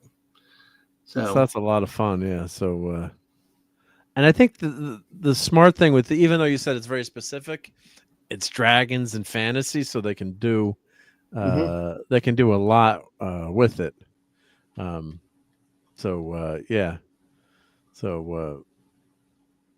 think it's pretty smart. I think because dragons, you can do a lot of, you can keep adding stuff to it, right? Or going with that theme. There's a lot you can do with that theme. Well, worst case scenario, you could probably change it into something Zelda one day if you wanted to. Yeah. There's options with it, but for now you support a movie, and really it's just it was a well-loved movie, so who knows? I mean, it may be a bigger hit than some of the other stuff. Yep. Oh, and then Donnie here is asking thoughts about the feud between former Power Rangers showrunner Tony Oliver and Walter E. Jones. And for those of you who don't know, Walter E. Jones was the Black Ranger on the first season of Power Rangers, and I think that was second season, or when did the original cast, a bunch of them drop out? Was it over the contract dispute? Was it second season? I can't remember. I don't know either. I know Donnie's here, so I know Donnie knows. But he was the first Black Ranger, and also casting of. There was a controversy. They cast him as the Black Ranger, and then the Yellow Ranger was I can't Trang. I don't want to say her name incorrectly. Late Tai Trang. And he responded by saying, "No, it wasn't a mistake. It was a milestone." So, I think sometimes looking back, people middle of season 2. Thank you. Yeah, I knew it was. I knew they had a contract dispute, and they were all thinking about sticking together because they were grossly underpaid from what I've read. And you're the expert on this stuff, but Oliver said, let's see. They did a casting, talked about the casting of Hollywood Demons, and is the name of the show. And none of us are thinking stereotypes. Oliver, the program's former head writer, said in the episode, it was assistant who pointed out the public nature of it during a meeting one day. It was such a mistake. But he responded, no, it was iconic, and I think that's people looking back. So Jones said, no, it was a milestone. So I agree with that. Yeah, just can't be too politically correct. It's just. I'll be right back, Mark. Yep, sure thing. Yep. Everyone looks like a doofus in the 90s, says Lenron. That was my picture. Yeah. Yeah. Tired of weeks of mountains of paperwork, but they're all done. Taxes are due this week. Oh yeah. So good luck with everyone getting their taxes money. Taxes, they're counting or reported. Yep. Was the 3-foot Enterprise was later stolen and recently found? Yeah, I don't think it was. Maybe it was 3 feet, but it was the one that was on the desk of Gene Roddenberry. What happened was he lent the model to the motion picture, Star Trek motion picture, and they're making it to either use it in some promo photos and maybe take some schematics off of it. And he never got the model back. And finally, the model turned up in a storage unit. And if you Google it, finally got returned to Eugene Roddenberry, and I think they're putting it in a museum somewhere, or one of the Star Trek exhibits, so everyone can look at it. But it was that famous model that was, Spock holds that model, and it was gone for many, many years. So it was finally they got it back, and they confirmed it's the actual model, because the neck that's holding, you can see it's a flexible conduit almost, or a flexible pipe, and it matched up with all the scratches in the pictures. Yep. Yeah, younger version definitely photoshopped into those pictures. Yep. So it was great to have that model being returned finally. Okay, so then they've got Harry Potter land, I guess. So one of the longest, most intricate queues for a ride I've ever seen. Harry Potter on the Battle at the Ministry of Universal Epic. The Harry Potter ride has a line that took about 1,300 steps to get through, which is about a half a mile, but the entire thing is decked out to the nines to look exactly like to the scale British Ministry of Magic. Wow. I have a whole separate article about how the Battle of the Ministry of Magic's line is a half mile long, going over the magic of this place, but be prepared to be impressed and hopefully entertained enough as you wait for this attraction. Yeah, so let's look at some of these pictures. I'm sure my daughter's a huge Harry Potter fan. She'd love to. Have you been to any of the Harry Potter stuff at Universal? Dude, I never read the books, watched the movies or anything, but at the existing parks already, the detail is just amazing. For as what we said about how the other was like a flea market, their attention to detail. I mean, the bank looked like a bank. The wrinkles in the skin of the bankers was amazing. One of them, and they've got the dragon that breathes fire down every so often. I mean, it just the detail in those parks. So they did so good with the other two. I can't imagine what this one's going to be like, but I've heard really good things about this one. So, Donnie's saying, it's Thuyi. Thank you. I hate to get people's names wrong, but Trang. Yep. Thank you, Donna. Yep. And actually, my one of my daughter's friends at the time, when I shouldn't say it was closed Harry Potter, but it wasn't. When we were there, it wasn't open yet or didn't exist. And one of her good friends, her dad was through work, was able to go to one of those the grand opening and previews, and so he flew her down to Florida. They were able to go to the Harry Potter land in Florida. So I guess this is going to be just the detail. Yeah. It's just, and I'm not even familiar with the Harry Potter stuff, but it just catches your eye. It looks really nice. So I think, and everyone, if you're not subbed to Lorena, I had a fun time doing stream with her on Retro Nerd Girls channel Saturday. We did, we do classic movies. So Temple of Doom was a movie on Saturday. So that was a lot of fun with Lorena and Retro Nerd Girl. Mm-hmm. So I guess this is a half-mile wait or walk to get to the ride. So this person who wrote this article as an article just on, the weight but how immersive I guess it is, and it's almost like, I guess, like the Ministry of Magic. So it's almost like being in a museum. Just amazing looking at. This is going to be hard for us to see with us. With one day from 11 to 9, it's kind of weird that they're opening it so late. But 11 to 9, we got 10 hours.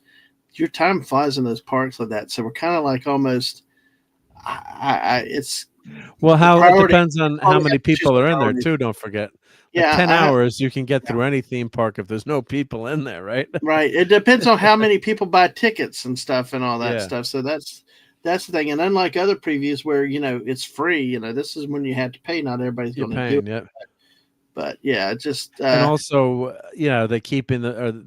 You would hope that they're maybe like half capacity or something. Right. Well, because like you said, a soft opening. You don't want to sit there and jam it up to capacity at the beginning. You're trying to work your bugs out, trying to see what's going on, what's wrong, to do your improvements and test things. And, so hopefully they keep it that way where it's not a miserable experience. But hey, I'm resigned to not even riding a ride, just walking through the whole place. I'm not going to be at work. I got 2 days off from work, and I'm going to have fun just being in the environment.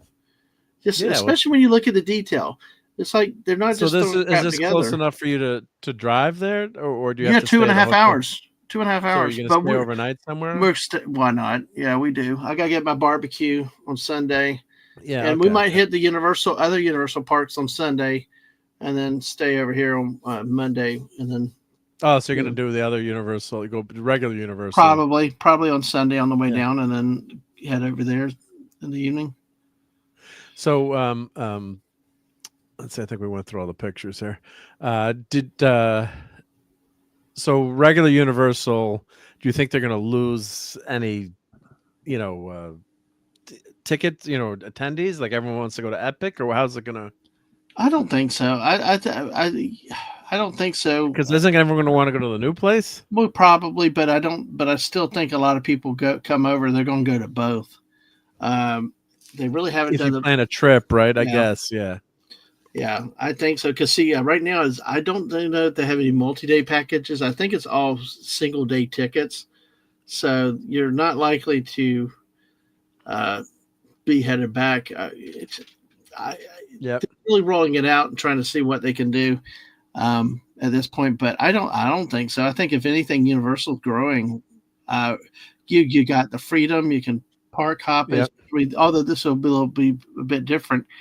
Because I think Universal on its own right has its own features, its own advantages. It has City Walk.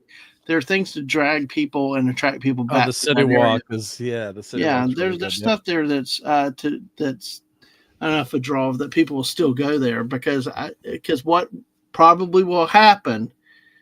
You're also going to have people that are going to avoid Epic because it's going to be a nuts. It's going to be a madhouse. Right. Because when I remember we were staying in Orlando when they opened the Harry Potter, probably at I think it was Islands of Adventure first. I don't remember which part where they did it first, but there was like 6 to 8 hour waits just to get into that section. We went that day, but we were not going. We were passing people lined up to go to that section. We were doing the rest of the park. We're like, we're not Harry Potter fans. We're just going to enjoy the rest of Universal. So I expect it's going to be really chaotic and crazy. And that's why some people, there's the thing about being there on the first day it opens, and that's cool.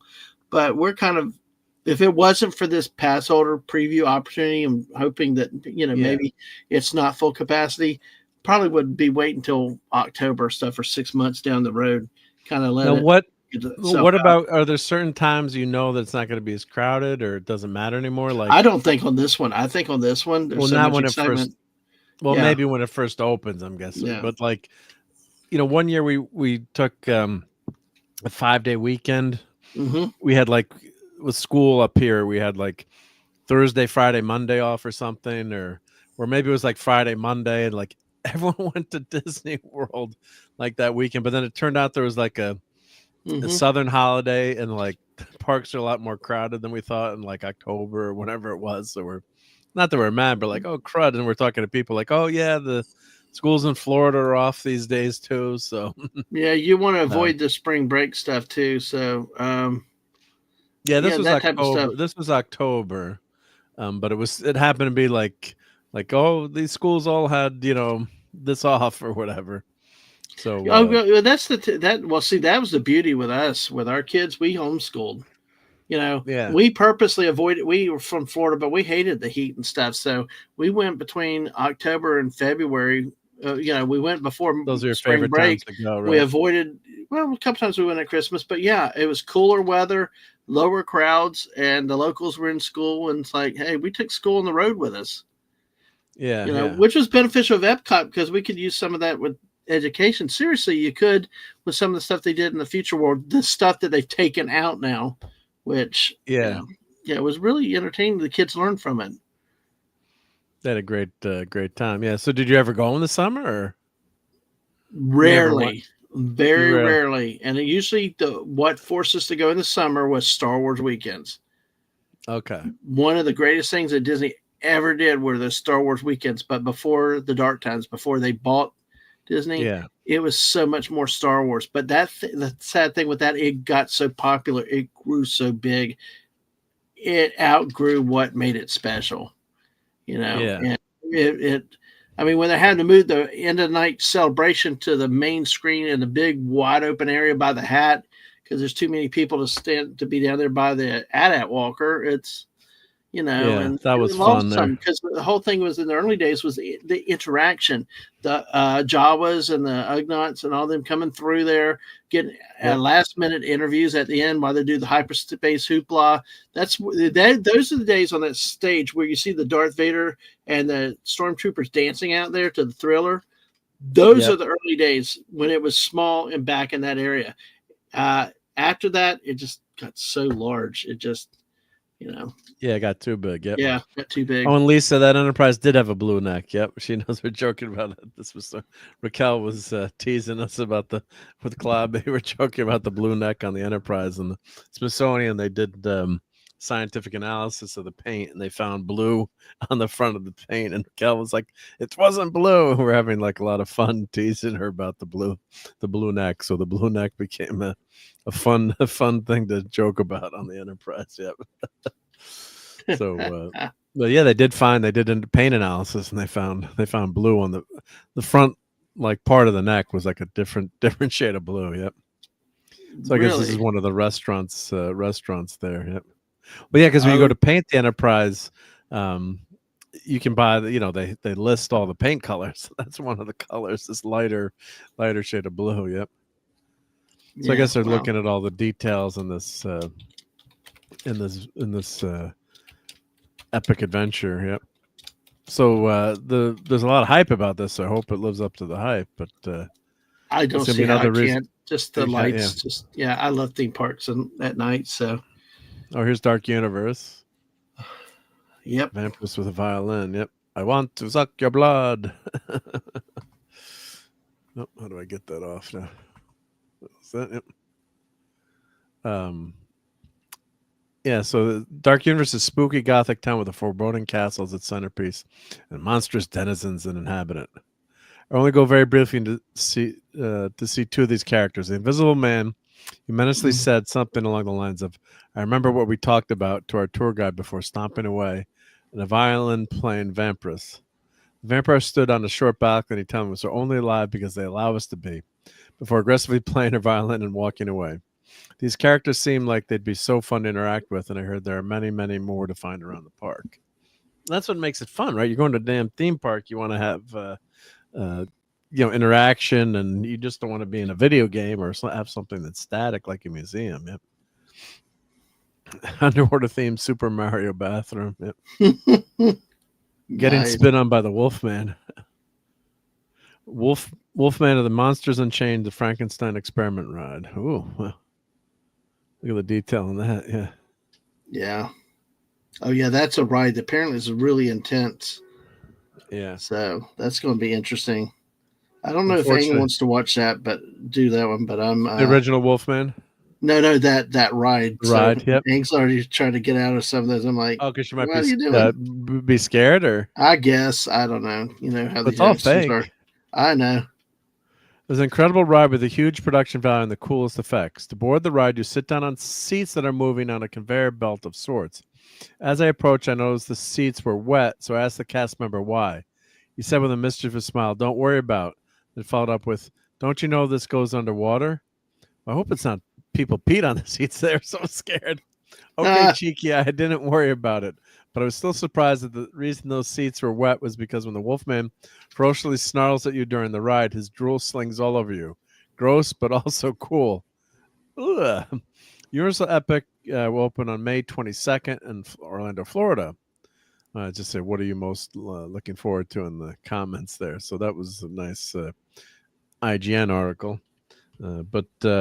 So I guess people have been posting pictures and things as well too. So lots of videos. Open. Yeah, if you're on Twitter, I mean, all kinds of theme park people are putting videos and stuff out. And like I said, this park has caused excitement before it even began construction. I mean, we're talking 4 or 5 years old. Yeah. It was started, yep. Mm-hmm. Or announced it. They must have been working on it. They announced it, right? I remember. They announced it, and then I did a stream with somebody about. I've been going 2.5 years. About 2 years ago, with the first 6 months, I think it was even before they broke ground. Me and somebody were talking about the coming Epic and what it had, and there was actually one point some rumor maybe Star Trek would be in it, but the whole thing was it's just there's been so much excitement for this, and every little movement, every little piece of development has made the news, and everybody's been on it. So it's Universal's Epic Universe, so Universal Epic Universe. Mm-hmm. Interesting little minor change there. I like Universal's Epic Universe, so I don't know. I don't know. They always play name games and stuff like that. How that goes. Yeah, so they changed the name. Minor name change. Yep. So here are the attractions which we went through, but Celestial Park. So I guess they've got 3 attractions there. And that's the roller coaster, the carousels, Kids Splash Play Area. The Dark Universe will have 3 rides. Curse of the Werewolf, which is a coaster based on the Wolfman. Darkmoor Monster Makeup Experience, Makeup Shop, and then Frankenstein Experiment Robo Coaster. Dark Kuka, what's that mean? Dark ride featuring the Universal Monsters. But they're calling it a Robo Coaster. Oh, but that's a manufacturer Robo Coaster. Yeah. So like I said, I have no idea what to expect. I've been relying on Aang for information and stuff, and I'm just. Yeah. But yeah, there's certain. The Curse of the Werewolf is I think the one Aang doesn't want to do because of the spinning. It's one of those spinning coasters that go. Yeah, but I'm for it. I'm going to try to do as much as we can do. Will Aang do regular roller coasters? Oh yeah. Yeah. Definitely. So I guess you find out what I hope it's not too crazy too, because like sometimes people just want those dark rides, where like movie studio ride or what site are you on there? This is just Wikipedia article. Okay, I'll have to look back. I'll have to find that later because that's probably the best summary I've seen of stuff right now. Yeah, let me put all the other stuff is put the link in the chat confusing. For everyone. Yeah, and it looks like they only do have 2 rides per area too, which is I guess that's the norm now, but I would. It's 2 to 3. Burke looked like it had something else, or with the interactives make it a little Yeah, you should more. have another ride. Yeah, so Curse of the Werewolf is a spinning.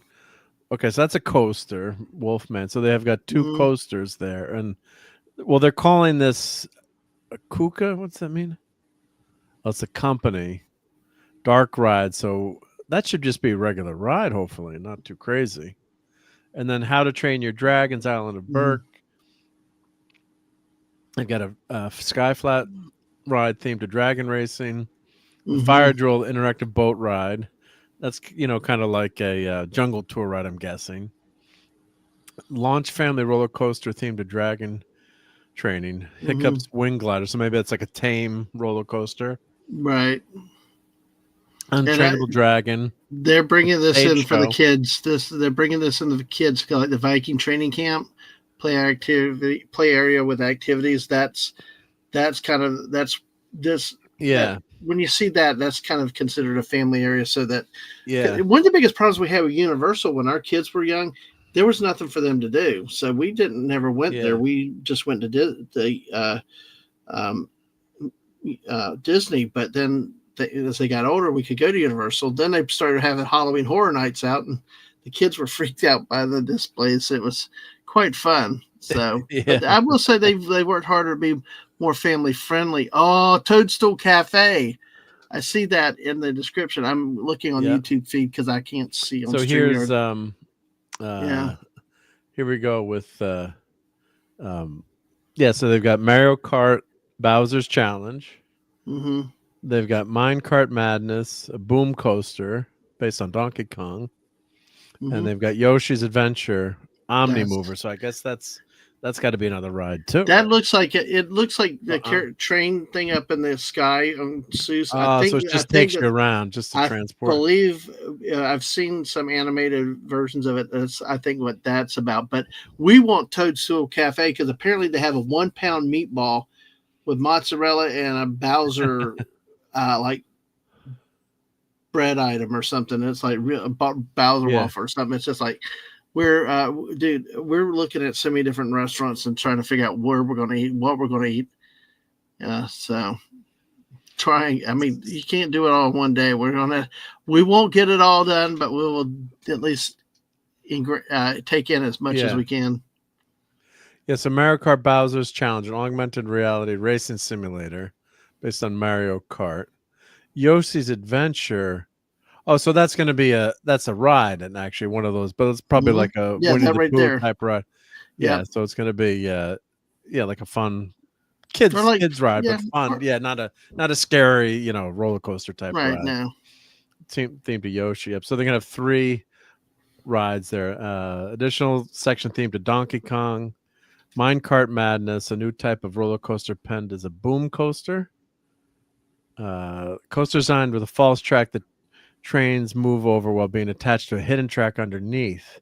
The track's designed to implement gaps to create the illusion the trains are jumping over missing portions. This is an engineer's dream, folks. This is an engineer's dream with all this type of stuff. Yeah. And then, of course, the Wizarding World Ministry of Magic. So what are they? Early speculation surfaced that a stage show attraction based on Circus Arcanus from Fantastic Beasts, as well as a dark ride under construction. So what do they have? One ride there, Harry Potter and the Battle of the Ministry, elevator themed dark ride, and then they're saying that there might be a themed show. Let's see. Because you gotta have more than one ride or 2 ride, right? Well, yeah, and over at the other parks, they have a lot of theme stuff. They have the singers from the Hogwarts school. They do the singing frogs and things like that. So yeah, you got to fill it in with different types of things like that. So I wouldn't be surprised. Of course, every friggin' restaurant is just amazing if you look at the menu long enough. So the Fantastic Beasts, all right, were those just movies or were those also books? I'm not familiar. I think Fantastic Beasts is a different series. I think it's offshot of it, I guess, but I'm not very familiar with that. But I don't think it was direct. It was just a movie, right? It was a prequel. I know there were prequels, but I think that they were never books at first, right? She made the movie, and then I'm not sure. We got Harry Potter people here, I'm sure. Yeah, so, I'm not sure. So I don't think they came out as books first and then the movies, right? Weren't they just movies and then maybe they had books after, or someone will Hey, Alaska Jeff's here. Hey, Alaska Jeff, great to see you. Your friend Joffrey's here. Did Geoffrey. Yeah, it was great. We got to see Geoffrey this weekend. Yep.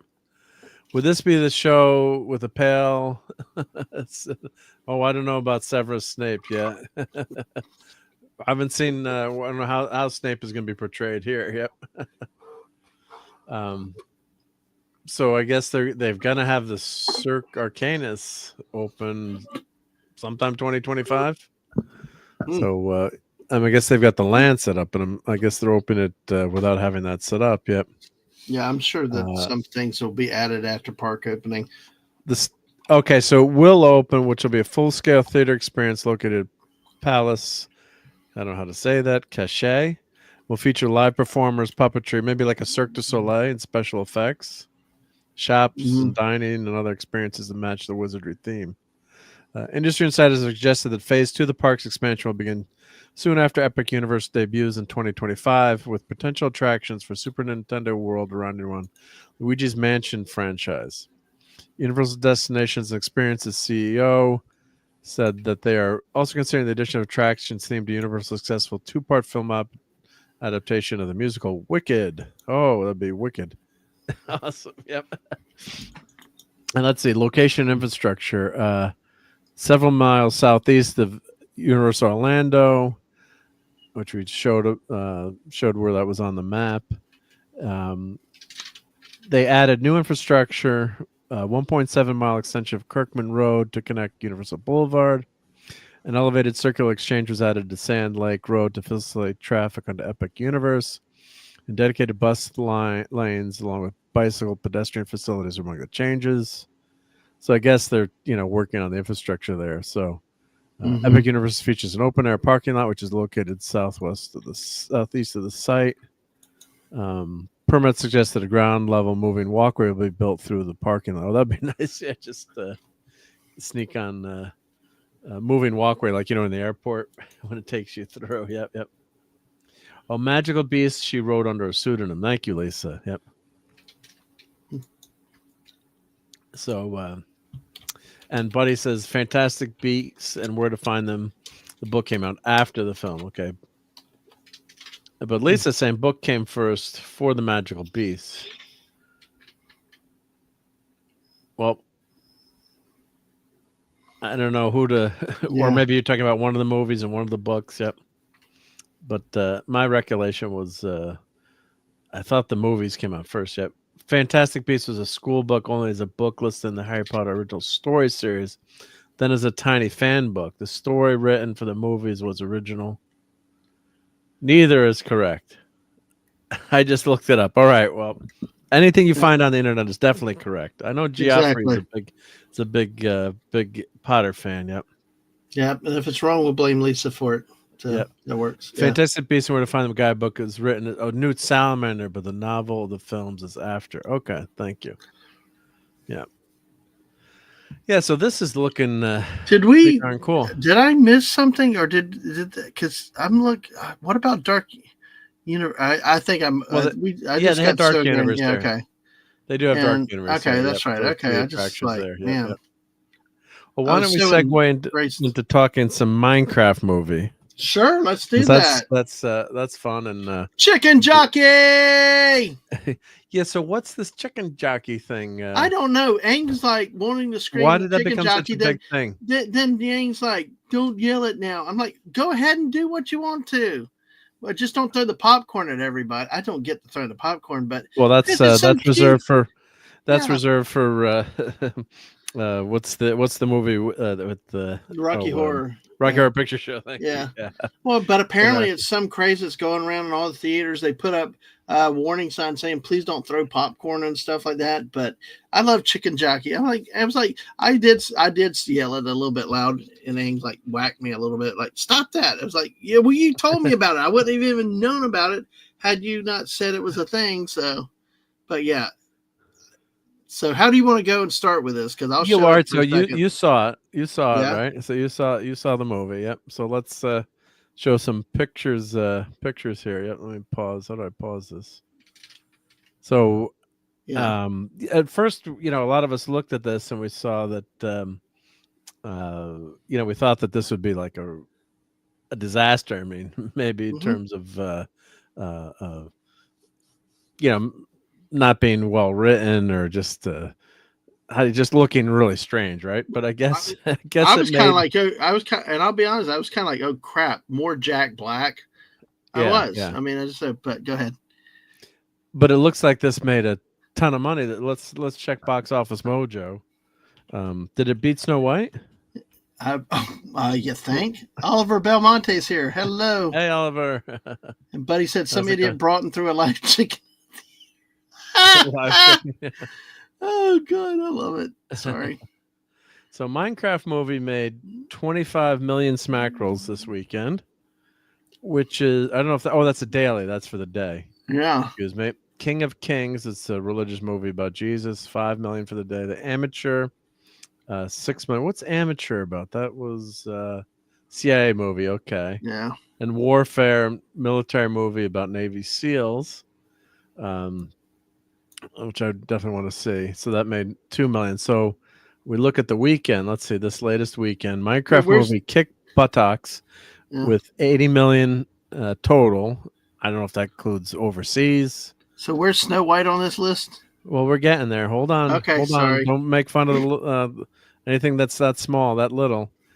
King of Kings, 20 million. So Jesus came in second place. The Amateur, 15 million, which is a great showing actually for a movie like that. Warfare, 8 million. The Drop 7 million. Chosen, The Last Supper, which is another religious movie. Of course, we're entering Holy Week and Lent and Passover, 5 million. Working Man, 3 million. And Snow White, yes, Working Man beats Snow White again. We were about to see Working Man today till Mrs. is like, where were my mom? She's like, crap, I got to stream in 30 minutes. So, like, no. And then she realized she never completed the ticket order. So, well, that's good, right? You can always get a refund, but yeah. Yeah, but it makes it easier. But yeah, Snow White, 8th.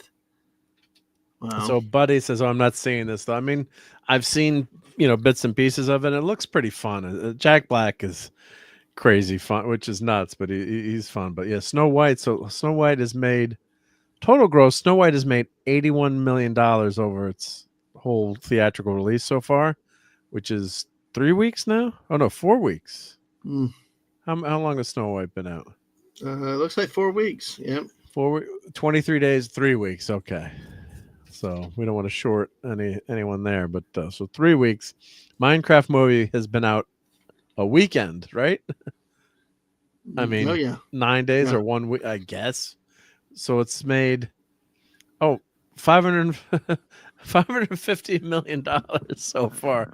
I guess maybe it was out worldwide between domestic and international. Yeah, but this is the first weekend. Not even a full week, right? I think so. Yeah, this is domestic. Let's see. All release date April. Wow, release date. 10 days. April 4th. That's 10 days. So when was it out in China? It was out April 4th.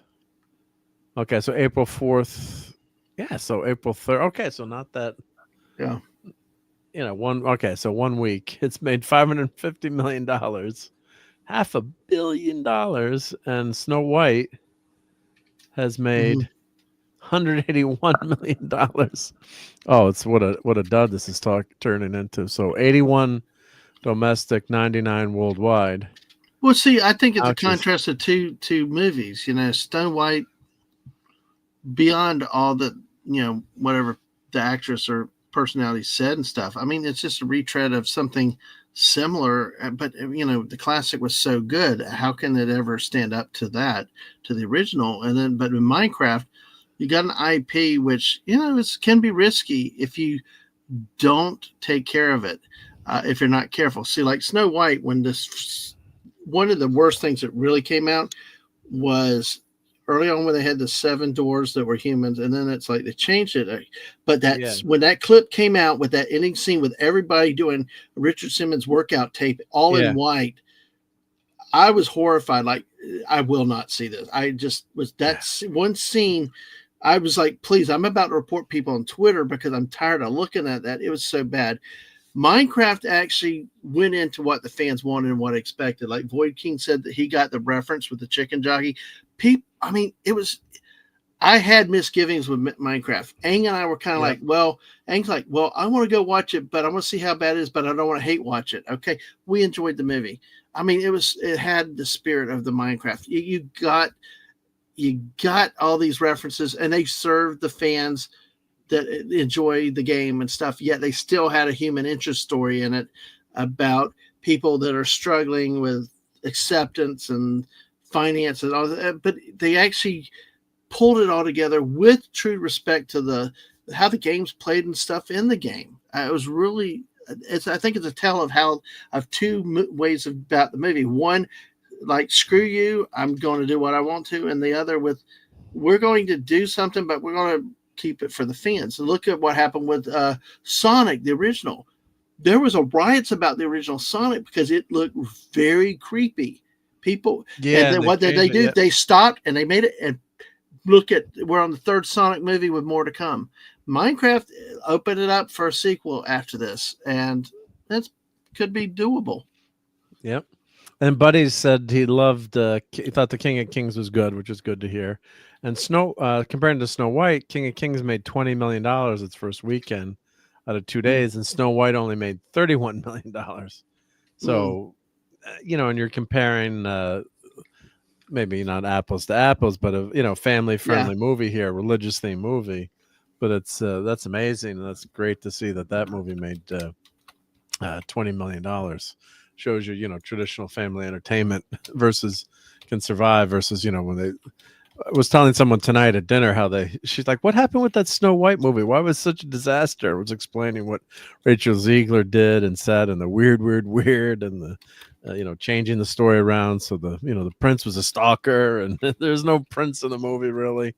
I haven't seen it. He's a criminal or a thief or something. Well, they change it to a burglar or something. Yeah. But there's no prince saving her, and they made it a political movie in terms of fighting the power, basically. And Snow White's going to save the day. Look, I could handle that. I can handle a lot of things. What I could not handle was that god awful, all white. Everything was white. Everything was white, as white as your screen there. I mean, it was like, what the heck? I felt like Homer Simpson. Where am I? The planet Cornball? Because it was like, that just was. I've never had a scene bother me like that one scene did. Although a new scene that's come up is that new Naked Gun trailer. It's like, I can't watch that movie, but that's another story.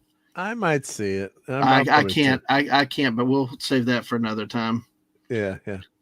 Why? Because it's just a sequel, or not one? No, I don't care what they do with it. Leslie Nielsen made that movie so much of what it was. That's supposed to be his son. But the son doesn't even look like him. They should have made Liam Neeson wear a white wig and really truly be the son of Frank Drebin. Because in Police Squad 3, Naked Gun 3, they had little Frank Drebin in a suit with white hair too. Dadman, he's got a particular set of skills. You better not say anything bad about him, because from what you've just said, he can track you down and find out where you live, and he's going to take you out. Bring it on. Bring it on. I've got a particular set of skills. Yep. Let's go to let's go to the But the Minecraft movie was just, I was surprised with Jack. Yes, I was surprised. Have you played Minecraft before? Yes, I have. It's been a while. I've played Minecraft too. I have the same thing. So Jason Momoa I think would be perfect as Lobo. So he's playing like an 80s video game king, right? In this movie, right? His intro, he's set up, and I saw that scene where he's set up as a kind of like the King of Kong, the Donkey Kong guy. Right, yeah. The Peter Dinklage was in that one, yeah. I know. Yeah.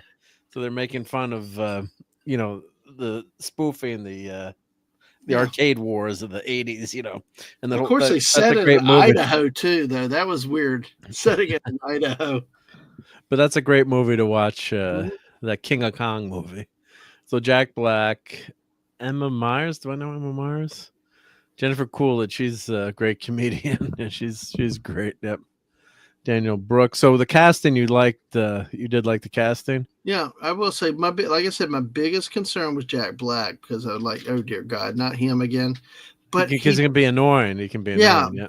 Yeah. Like when they threw him into the episode in, was it Ahsoka or whatever, or why did he need to be thrown in Star Wars? And it's like one more movie with him in it, but he really did well with it. I was afraid of the overexposure, but I don't know that anybody else could have played that role the way the movie was written, the way he did. I'll be honest. Yeah. So here they get Jack Black is mining. He wants to go into a mine as a kid, and the miner's like, no kids are allowed.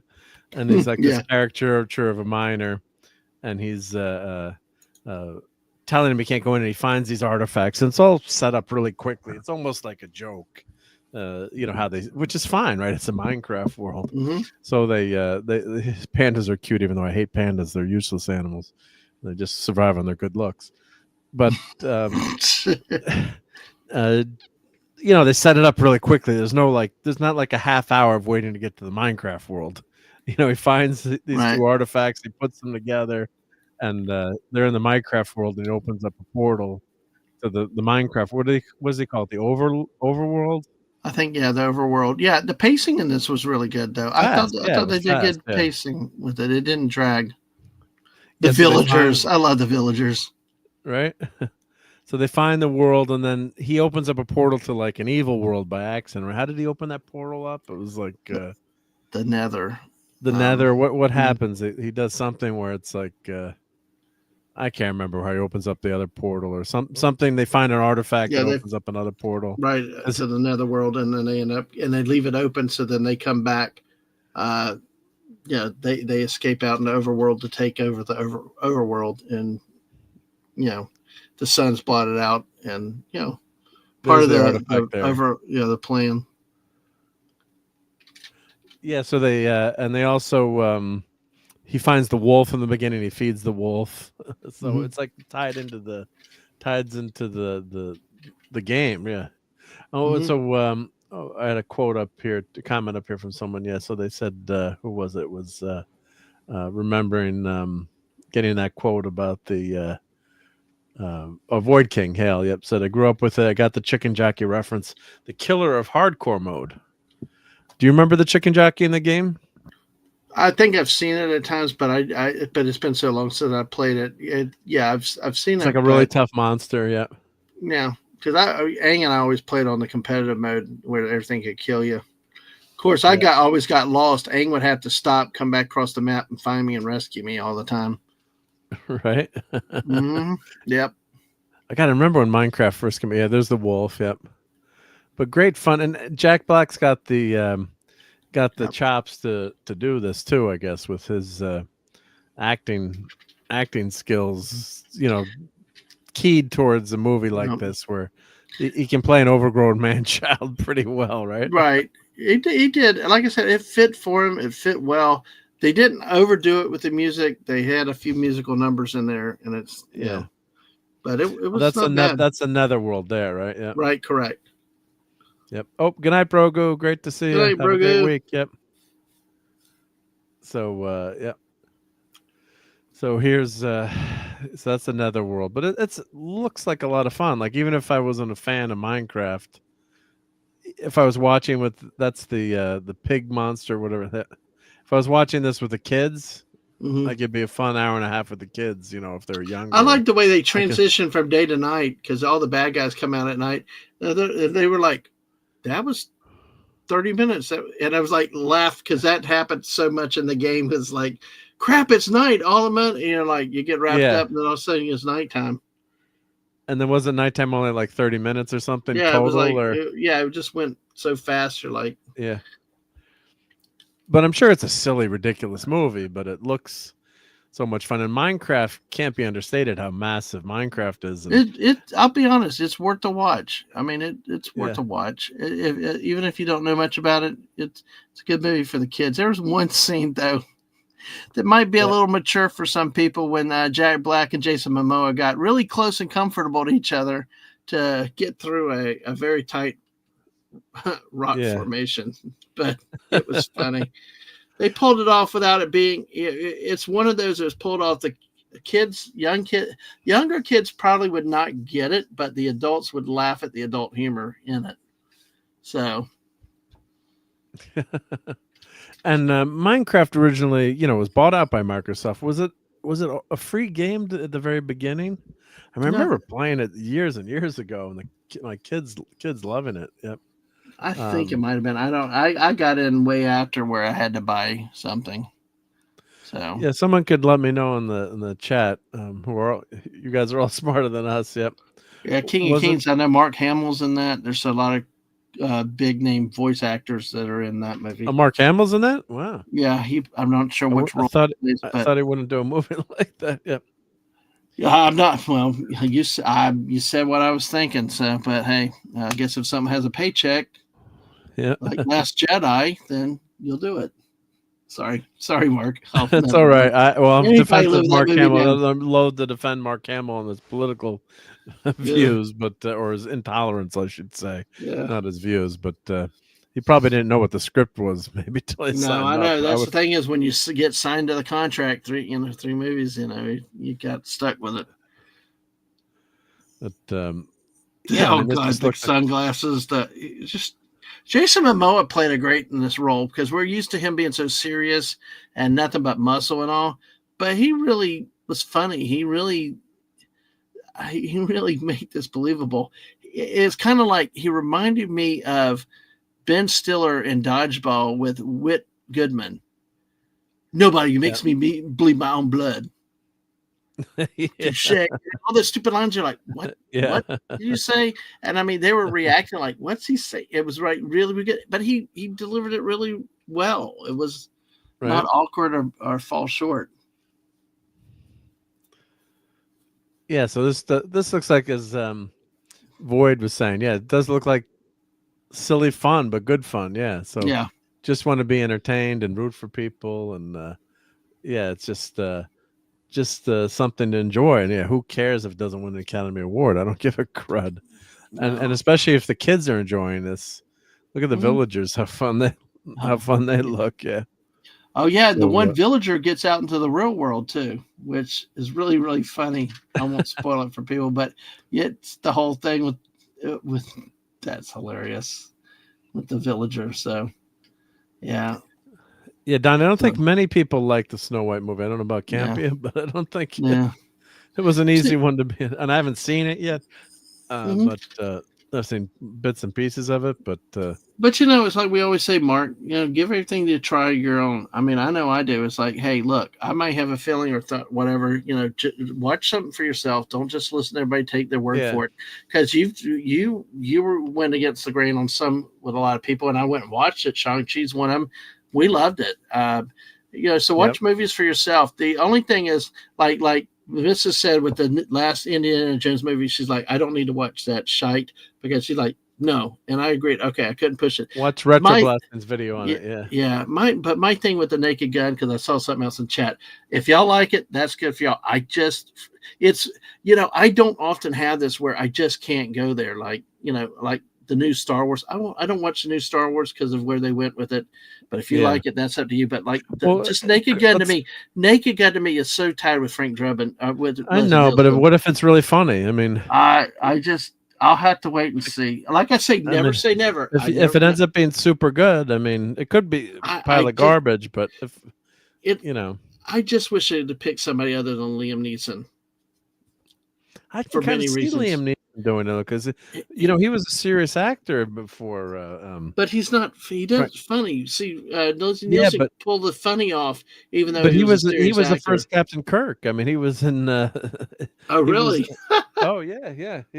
He was in Forbidden Planet. So I mean, he was a serious actor for many years. So I think it's fun to see those serious guys. No, I'm not gonna say, "Oh, you have to go." But see always it judge for yourself, though. And I never say never, because I've watched movies before down the road that I swore I'd never see. But for now, it's just like although I will say the little montage, the fathers and OJ's character Nordberg was funny. I don't know if you saw that.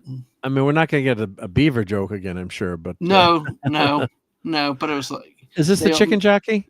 This is the chicken jockey. Yep. So that's the guy who rides on top of the chicken. Yeah, look how that's cute when everyone he is. goes. That's when everyone goes. Yeah. So he's like unbeatable in the game, right? So everyone goes that's what they chicken tell jockey. me. So yeah, chicken jockey. So you had to be a hardcore gamer like Void Kingdom. See, I played Minecraft a little bit with my kids, and I remember we set up a server in our house so they could have just their own world. And my daughter spent hours. So Minecraft, in a lot of ways, is the Lego of the video game universe, I think. Right. And then I bought my son a book like Learn to Program with Minecraft, so you could learn some basics and computing knowledge and like having fun with how Minecraft was made. And I think was it free game to begin with? I can't remember, but all I know is that this is an addictive game where you can stay up half the night. I before kept Aang like the 5 o'clock in the morning, like, one more day, Aang, one more day. And Aang's like, Dad, I need sleep. I'm like, no, you don't. You don't have to school tomorrow. You sleep. I go to work. Yeah. And it's like, Dad, I got to go. I need sleep. It's like, one more day, Aang, one more day. Like, let's finish what we're working on. So that's what's the beauty of this game is you just can get lost in it. And but you're building things, and it combines the Lego with the building, with the potions and the crafting, and so a lot of imagination. And can't you play a non-violent version too? Yes. The villager got hit by the principal. Oh, no. Yes.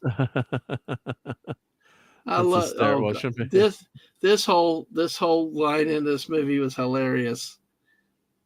Yeah, so here's the history of Minecraft. 2011 sandbox games developed by Swedish video game developer Mojang Studios. Using Java, the first public alpha build was released in 2009. Full release in 2011. And then another person took over development. That's imported several platforms, smartphones, tablets, and consoles. In 2014, they were purchased by Microsoft for $2.5 billion. So the game went from, let's say, basically 2010 in 4 years. And how smart was Microsoft to purchase that for $2.5 billion? I mean, because I think they made their money back, right? But I'm trying to remember, gameplay. So no goals to accomplish, right? And just the crafting element of it too, and it does remind me of Lego a lot. What about you, Dad? It does. But unlike Legos, where I don't know, this one made sense to me. I enjoy it. See, I can't get into Lego Fortnite, but I could get into Minecraft. So but you're building, and just in terms of the building, and kind of like a Dungeons and Dragons type, where you've got your your crafting, and you can really get into all the little nooks and crannies of exploring here. Creative mode, multiplayer in Minecraft. Yep. So LAN play. Yep. Xbox Live. So just it's like an infinite universe. So it's just wild how popular it became. But I think it was pretty cheap in the beginning. I think Java edition ended on May 13th. Minecraft Order of the Stone. I'm just trying to remember how it was sold or what it cost, or if it was free. They're not showing that here, but anyway, let's get back to the pictures of the movie. Yeah, so there's the villager with the nose there. I love the villager. Okay? Is that Stifler's mom? That's Stifler's mom, right? Yeah, but you know what? Those little details add up, because he talked like he talks in a game. Okay. The chickens, sound effects, the visuals, all were consistent with the game, and I think that's what really helped. Helped that. Yeah. So let's see what I'll open up some of the pictures here, photos. Yep. And it looked great too, right? I mean, oh yeah, it's one of the movies that I see. I know you can watch some movies at home, but some I think are better on the big screen. Yeah, look at the sword, the famous Minecraft sword. Yep. And Buddy says, yeah, expect Lilo and Stitch to make a ton of money. Yeah, I think that'll do pretty well. Yep. And is this like a rip off of Jumanji? Welcome to the Jungle. Darth is asking. What do you think, Dad, man? I'm not. The Jumanji movies where you're into the game. Yeah, but Welcome to the Jungle, is that the one with The Rock and I think so. Those guys? Well, no, I don't think so. This is completely a Minecraft movie. It's just really just. Well, just in terms of the idea of going to a video game, but then you can't, is this a ripoff of Tron too? I guess so. Yeah. No, but it doesn't have the curse. That doesn't have the curse aspect of Jumanji had, though, right? Where you were forced to play the game and you. Right. But in terms of being sucked into a world, I guess, how does Jack Black get in and out of the Minecraft world? Well, that blue orb that we saw right there. Blue orb, right? Yeah.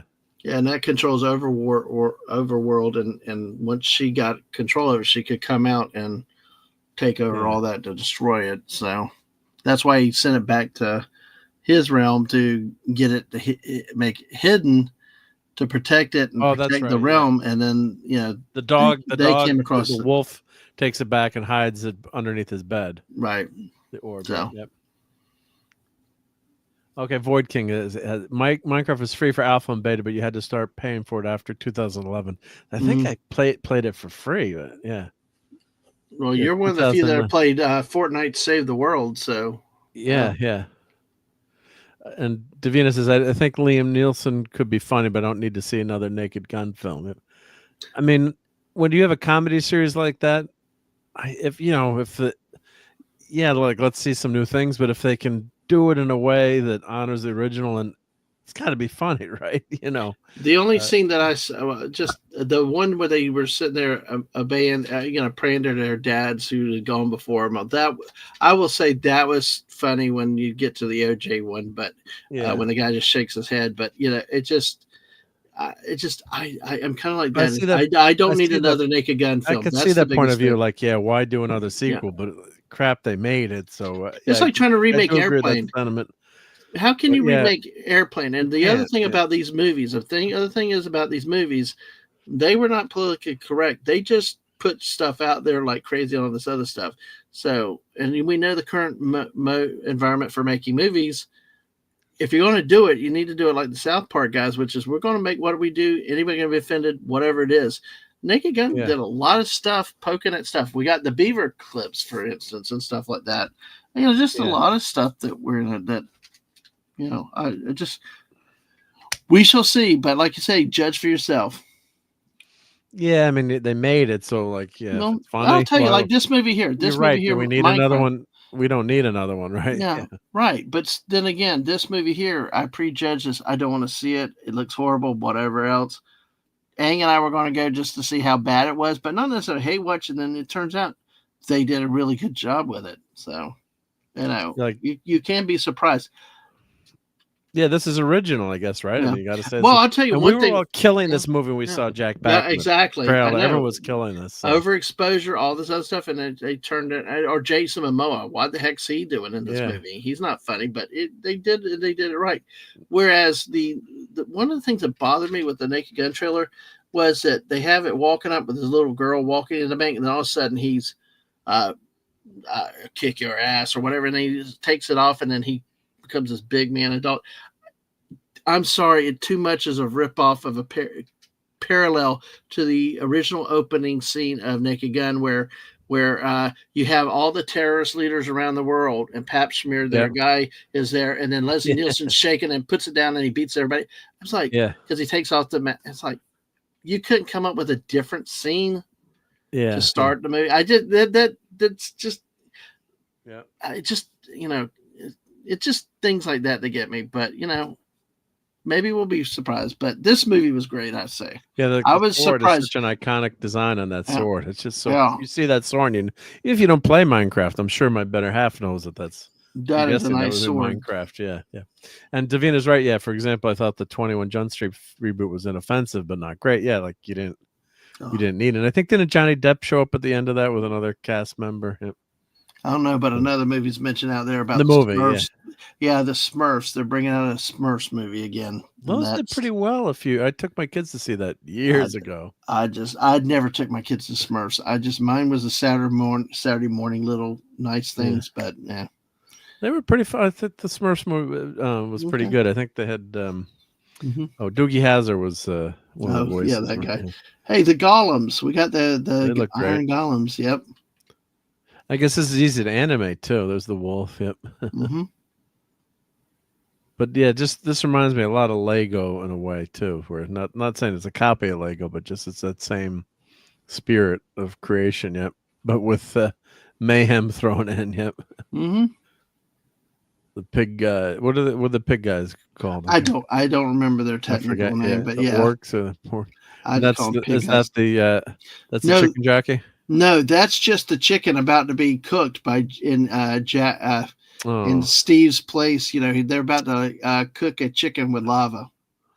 Oh, but chickens are tasty. But he looks like a cute chicken. Sorry, chicken. Yeah, well, he's going to end up food in a moment. But the skeleton guy. I like calling these guys Skeletors. So they look great. Yeah. Yeah. And of course, they can make it really simple because it's Minecraft. And what's Jason Momoa's shirt? What's that supposed to be?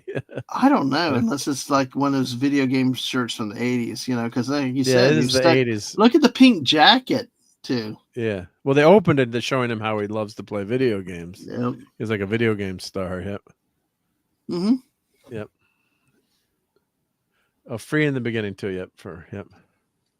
Yeah, and the acquisition of Minecraft that made Microsoft, it's one of its best purchases in gaming history. That's for sure. Yep.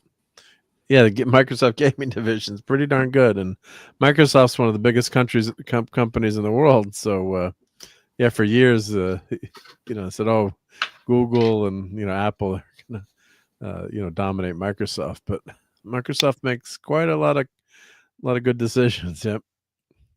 Should I upgrade my computer to Windows 11? It keeps asking me every day. Windows 11 is available. It's ready for your PC. Look at Jack Black. Yeah. He's fun. Yep. I guess these are actors in the movie.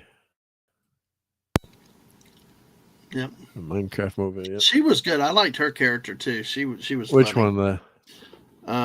The girl on the far left? Or yes, the far left. Yeah, she was really good. I thought. Yes.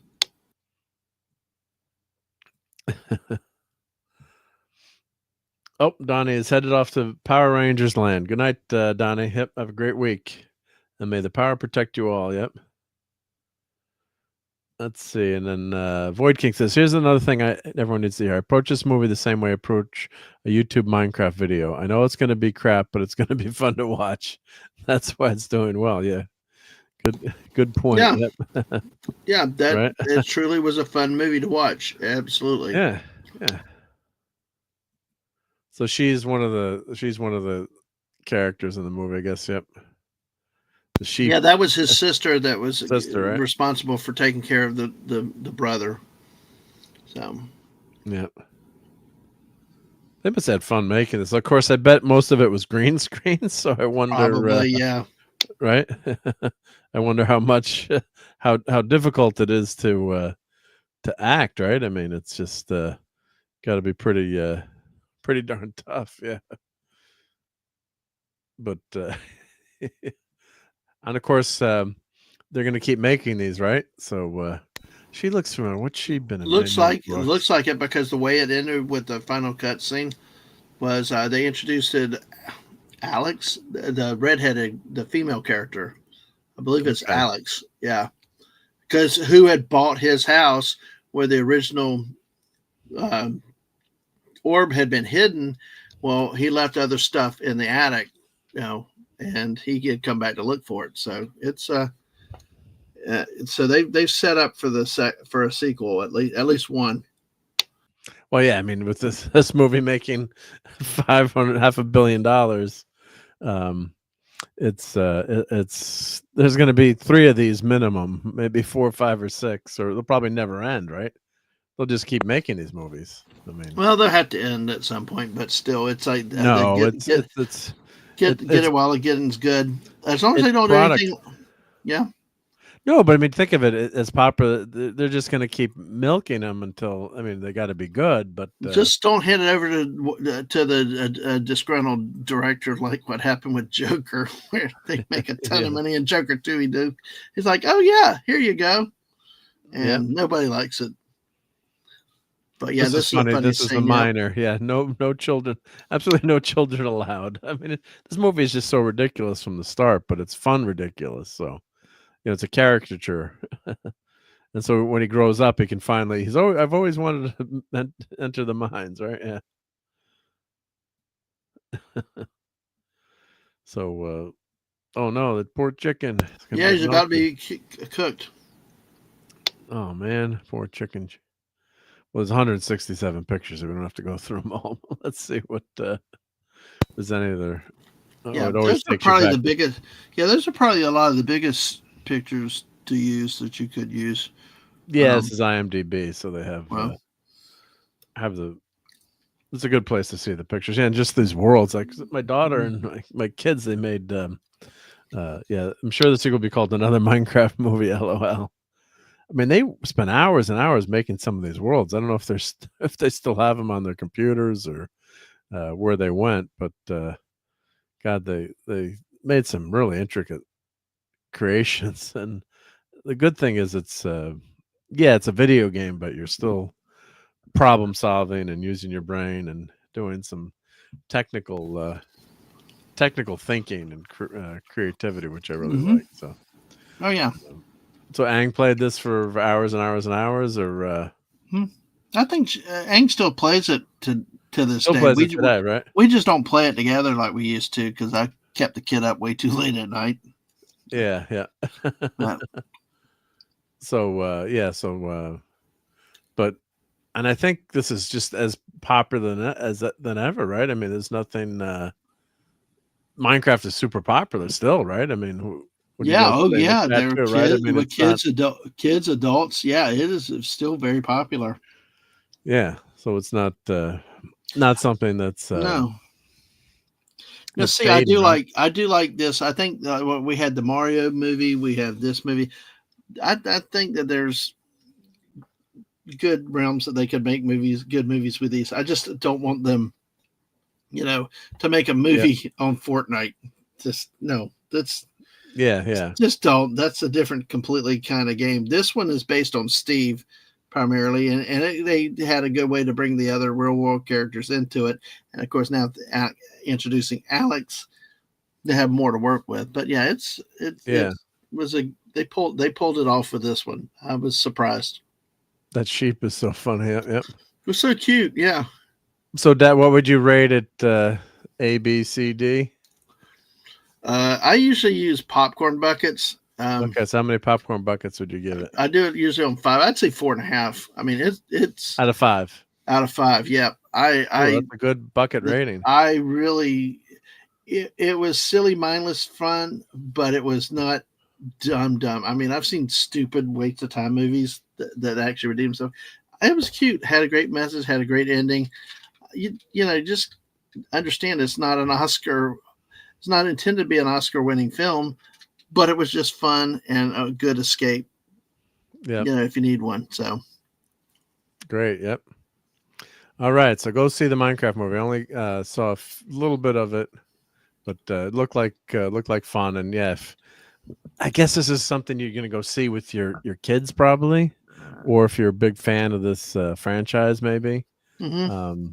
Yeah, so it's that kind of movie. But yeah, would I go see this on my own? Maybe not.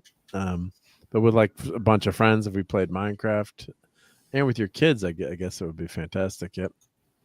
On Void is saying too, like your friend are playing the game, you make your own story, go on an adventure. That's probably what the actors were doing. Friends hanging out, having fun. That's what it's all about. Yep. And Breeze Freeze Feats is here. Hell, Revenge of the Chicken Jockeys. It was cute, dumb, fun. I enjoyed it. Well, thank you for letting us know that. Yeah, so yeah, so go see it. Go have fun in the movie theater. Everything doesn't have to be, an Academy Award winning highfalutin extravaganza. So yeah, go see it and have fun in the movie theater, but just don't throw popcorn. I guess I'd like to, but yeah, the people cleaning up, yeah, they're definitely not overpaid. So well, I enjoy my popcorn, so I'm too cheap to just throw it. But I tell you, I don't mind yelling chicken jockey. Chicken jockey. Now I know what the chicken jockey is. Yeah. So I remember my kids trying to explain the movie to me or the game to me, and I played. I didn't play that much, but played with them a little bit, and it was fun. Yeah. All right, so we're segueing to another topic. So let me put this link in the chat so everyone can answer the writer. You're on your own with this one, Mark. This is well, you saw this movie, didn't you? Or no, you didn't see this? No, hell no. Oh no, hell no. Look, okay. I subjected my wife to Ant-Man and Wasp, that last one, and The Flash. I'm not going to ask her to go watch this thing. So, well, the writer was being pretty honest here. He's asking fans to tell him why you didn't like the movie. So if you didn't like the movie, or maybe you liked it, I thought it was extremely meh to bad. Was it horrible to watch? No, but it just didn't do anything for me. No excitement, which is hard to believe for a comic book nerd like me. But Falcon was never good as Captain America in the comic books, and he's not good as Captain America in the movie. It just doesn't have the same gravitas. You got to bring back Steve Rogers as Cap, which is what they eventually did. That's what I've heard. What I've heard from you comics guys and the people that in the know around, it's been a common theme over the years, is that run where Falcon took over as Captain America was failed as a series. It wasn't successful. It was rejected by the fans and everything else. So, why bother even trying? If you know it failed to the comic fans, why bring something out to a general audience too? Well, they've done the same thing with all the comic books. The MCU talk, MCU. They did the same. They did the same thing the movies did in the comics. So, and this is a ridiculous quote here. Yeah. Let's mention cracked on with so many comments were not about a movie, but it said other elements, which is ridiculous. It's about the story. I love Sam Wilson as Falcon, and that was my first experience reading Captain America was with Falcon and Cap together. I always thought they were a team, right? And then I found out, as a little kid, like, oh, Captain America was, the Avengers found him, and then Falcon became his partner later. Like, it was the same with Princess of the Frog. Same with Living Color. A lot of people are like, why do you need a black Saturday Night Live? We have one, and that kind of thing cracked me up. And so many comments were not about the movie. Do you like the movie or not? It's just ridiculous to bring that into this. It's the reaction of why the movie was not enjoyable and not good. So get some popcorn, sit in the dark, have a good time, leave, tell your friends. End of story. Let everything else be about the film, about what it is. As a writer, you can only control making an enjoyable film. Then you're done, right? Many people bring baggage to the movie theater with them, and they're having a bad day. They let them factor into the way they feel about the movie. Sometimes you're like, oh, it was raining, I had a terrible ham sandwich. Then you see the movie and you write about the rain and the ham sandwich, and it's like nobody cares. Just enjoy the film, but don't enjoy the film. So often I have bad food and then don't like the movie. But I have one request for viewers who generally did not like Brave New World. If someone did not like it, he wants to approach him and generally explain what it was about the movie they did not like. If you don't enjoy the film, tell me why. I want to know as much as anything else. Well, that's honest, and that's good to hear, right? I mean, but in the beginning, he's attacking people for bringing up other social issues and casting issues. And could you have made a good movie with Falcon Cap? Yeah, you could have, but why did they make it a Hulk sequel? First of all, Diamondback was pulled out. The whole Serpent Society is a phenomenal villain that group is, up against Captain America. Some fantastic stories that I read in the 80s and 90s with the Serpent Society.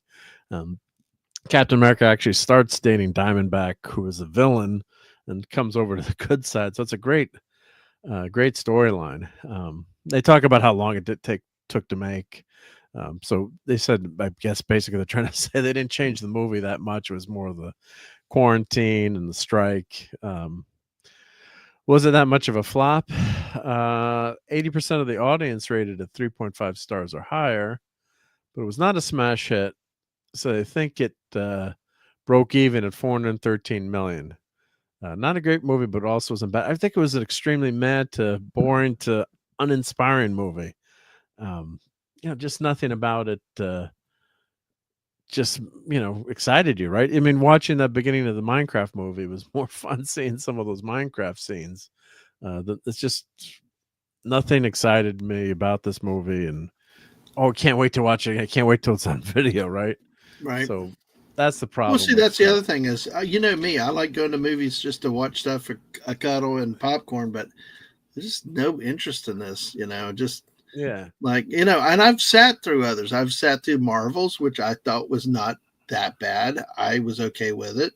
Yes, I disagree with you on that one, but no, I know, but still, this one is just like, why bother? Yeah, Marvel's lost more money. Because Lisa said it right. Lisa said it right when the fan base, and even somebody that's not a comic-driven person like me, when you sit there so hardcore that Steve Rogers is Captain America, it's hard to go there with somebody else playing Captain America. I think even the clip said, I agree with Harrison Ford for once on something. You are no Steve Rogers. He's Captain America. Right. Thank you. Han Solo finally got something right. Oh, excuse me. He hates that role, by the way. Anyway. Yeah, he does. Yeah. Anyway, but yeah. Well, and the other thing is that the writer too, he started, blaming people and, racism and other things about it. And it's, maybe the story just wasn't that good. The actors, Mackey's a very good actor. And I thought, Mark, it failed as a comic to begin with. When the comic professionals, the comic fans, those people out there that buy the products, it fails there. Why are you going to sit there and try to force it again? Yeah, for something that has been rejected by the people. Because if you want to have general audiences accept it, then it better be something good like Ben-Hur or something. Because people aren't going to give it a chance. It's just never going to be one of those movies that's it's Saturday night. What movie do you want to put in? Infinity War or Captain America: Brave New World? Yep. Oh, and good night to Void King. You were fantastic to hang out with in the chat tonight, and thanks for your questions and insight. It was great that you were here, and have a great week.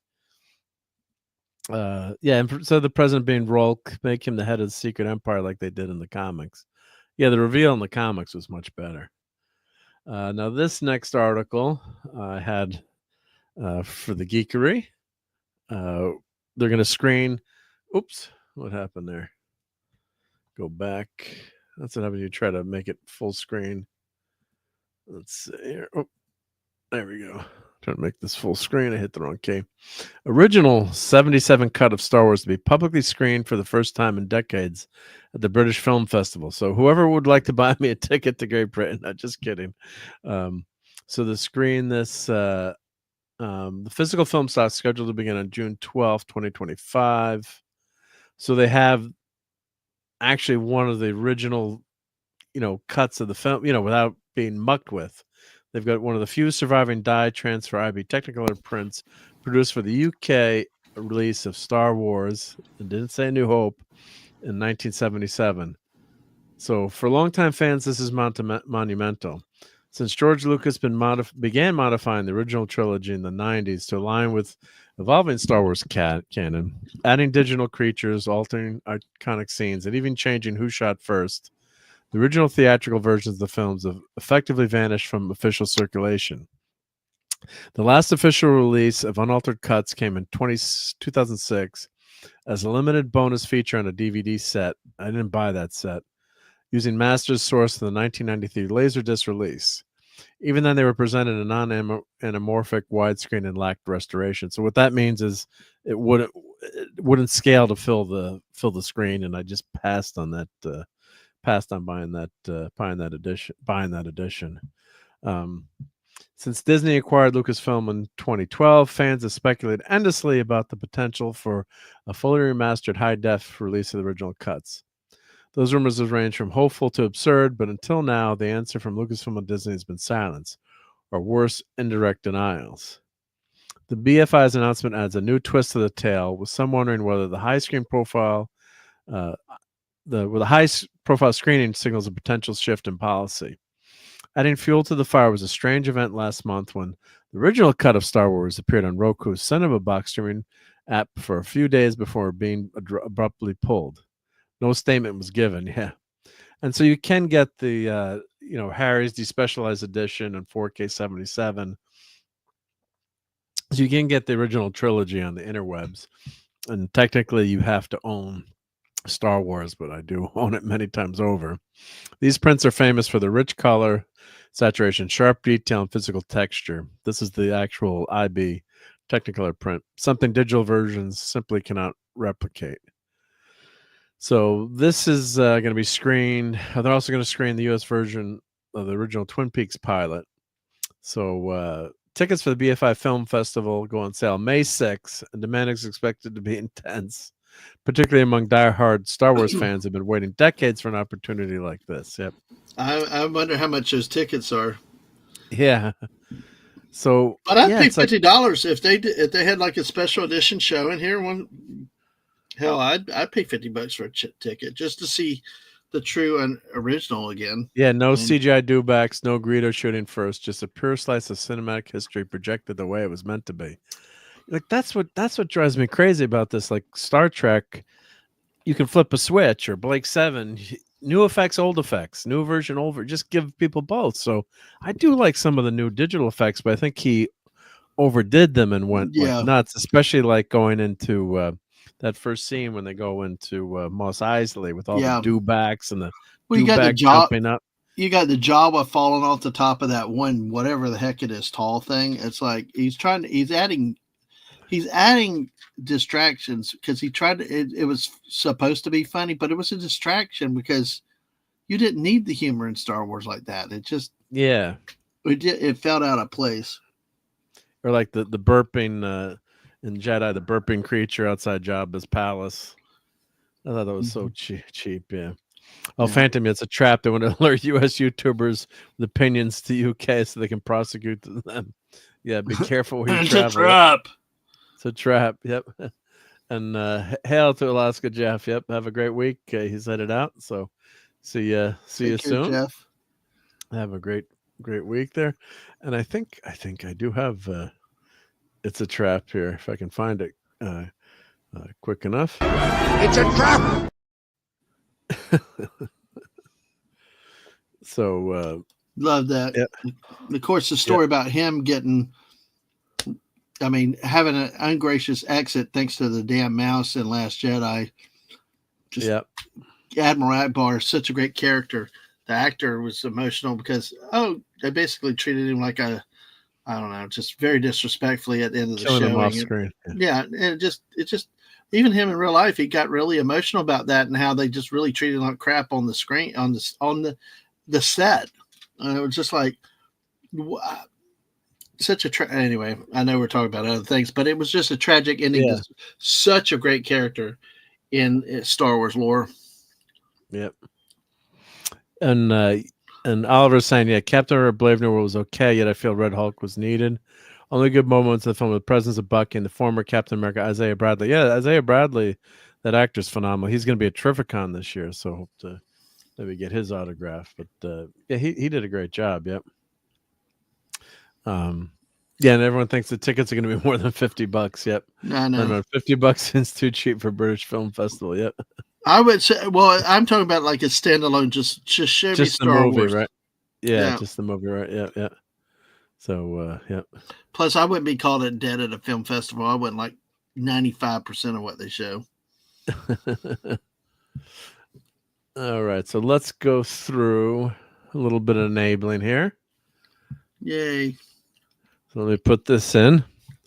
So, do you feel lucky, Punk? Oh, I know it's a different movie, but it's the toys. It's the toys. This is excuse toy. me, figures, action figures. No, it's an action figure. It's not a toy. It's not a toy. Okay. Yep. This is Outlaw Josie Wales. So they've done a bunch of these sideshow prototypes. Yep. So just pretty amazing stuff here. Oh, I'm just trying to put this link in the chat, and I copied like the whole screen, not just that. Yeah. Let me put that in the chat. So if you feel enabled, and this is, I asked all my friends, I said, do you think Maureen would think this is $300 well spent? And only $87 a month, but it looks pretty darn good now. Some of my friends thought that they liked the figure from Pale Rider better, but I would love to have one of these Clint Eastwood figures. Yeah. Just iconic Western. So I remember my wife, we were watching, she's like, you have to watch what was the movie? The Crying Game. I'm like, I'll watch The Crying Game, but you got to watch a Clint Eastwood movie with me. So yeah, The Man with No Name is probably a cooler figure, but these are all with the poncho, but these are all damn pretty cool. And and then I made her watch Outlaw Josie Wales, and damn it, she liked the movie. So I was not happy. Yeah. So just great movie, of course. So these figures are really, really cool. This would look good next to my my Commando figure, I think, my Arnold Schwarzenegger John Matrix figure. Yep. So maybe I'll put this on my birthday list. See if I get lucky. I wonder if those revolvers actually shoot. I don't. It's a nice detail, though. Oh yeah, no, that's a great figure. Yeah. Oh, and Brian says it's been said the partners, including ex-wife Marcia, gets money for the original version, so that's the main reason he won't allow them. Ouch, yep. So yeah, Sideshow. These are great figures. Yeah.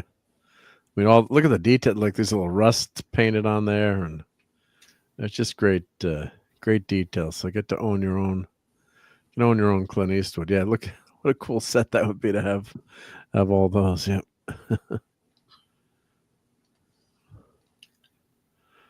Oh, and Clint, yeah, he's smiled at that. Yeah, I hope they gave him some figures. Right? The unboxing, yeah. Yeah, those look pretty phenomenal. So those look good. Yep. So here's some more enabling here. Let me throw this in. This looked pretty darn cool too. So, and only $100. Dr. Doom Premium Role Play Helmet. So that's looking pretty good. What do you think for $100, guys? I think that's pretty good. You can be your own Morton Downey Jr. Yeah, that probably is. I'm too cheap to spend that kind of money though, but it does look nice. So yeah, but even if I printed one on my 3D printer, it's going to at least cost $20 maybe for a print like this. So yeah, it's pretty. I think it looks pretty darn good. Yeah.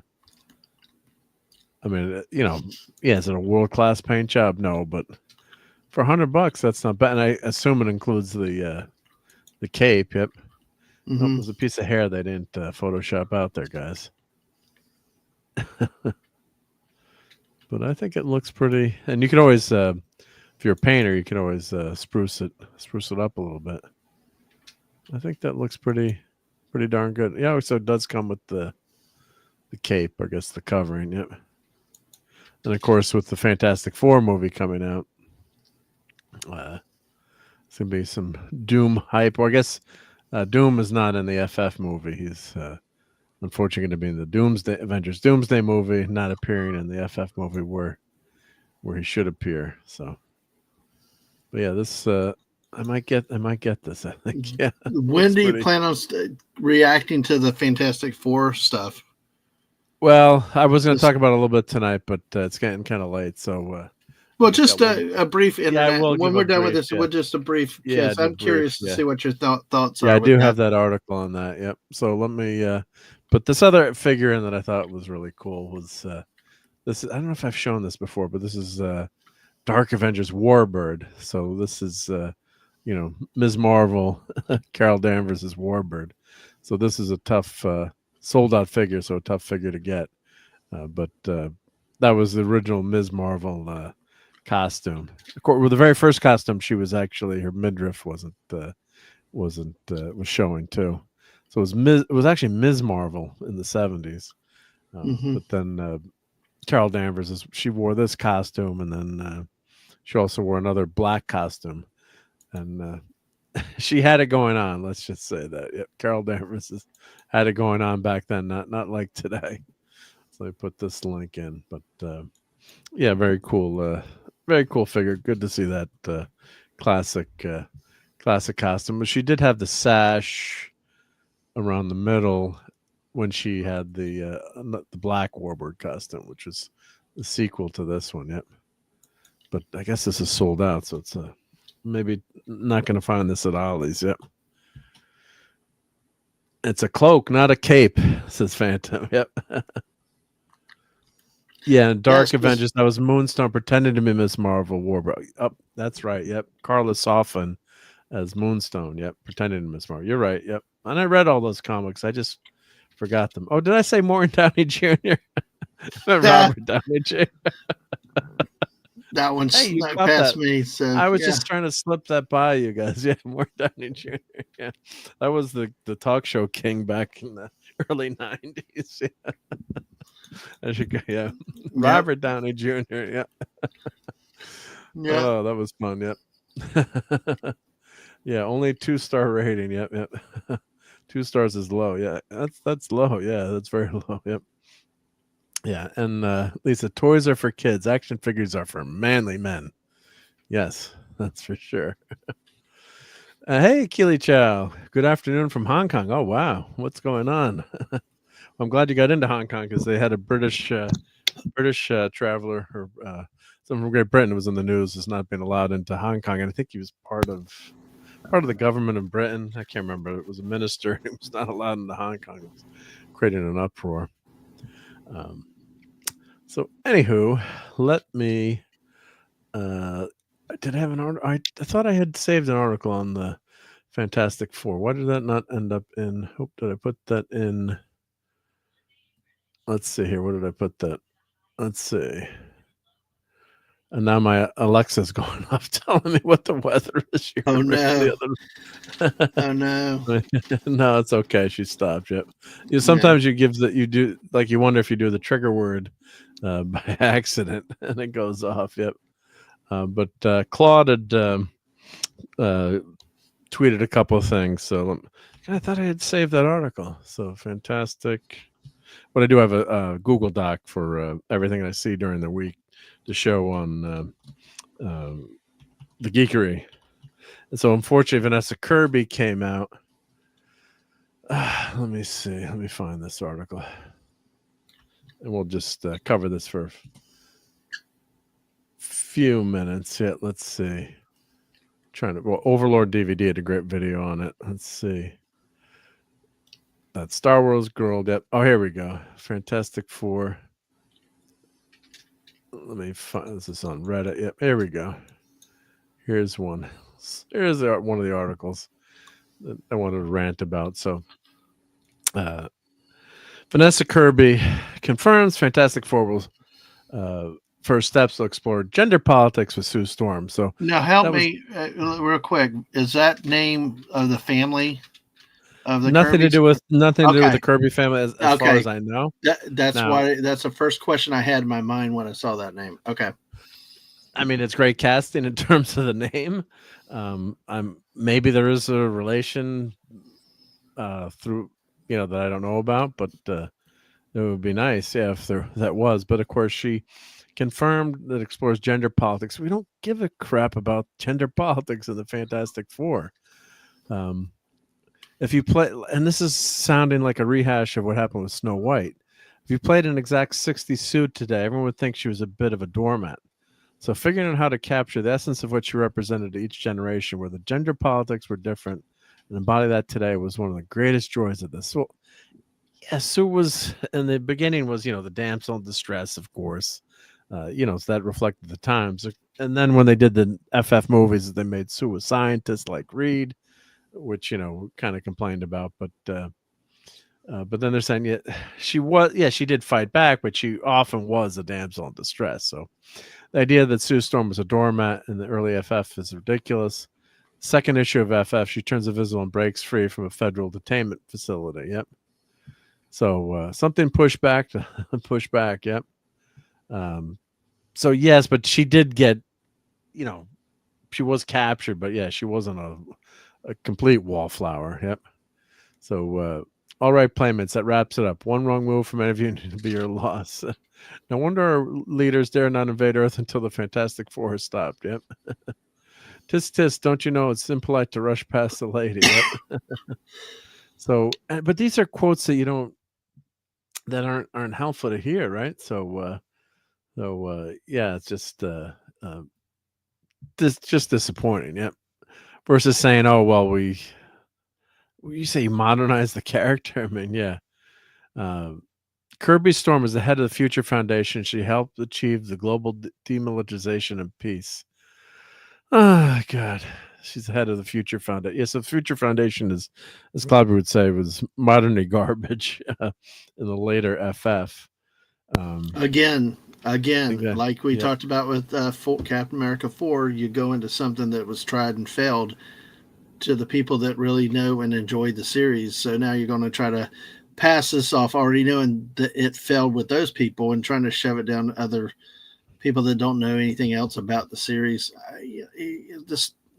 I don't know. I don't know why there's this insistence on trashing what works in these things instead of just staying faithful to what works and making it simple and bringing new people in, making a good movie. But, I think they're damned and determined that they're going to push certain things no matter what, according to their wishes. And then they wonder why they lose money. So, well, I think that everyone, Hollywood, you're in a bubble, right? You're in that world. And no matter what, every segment too, you're segmented and, say at work, that's your work segment, but they're in just such a bubble there that they've got a virtue signal. So Kirby shared that she ensured her depiction of Sue Storm was not the stereotype of a goody sweet mother. Well, what the hell is wrong with that?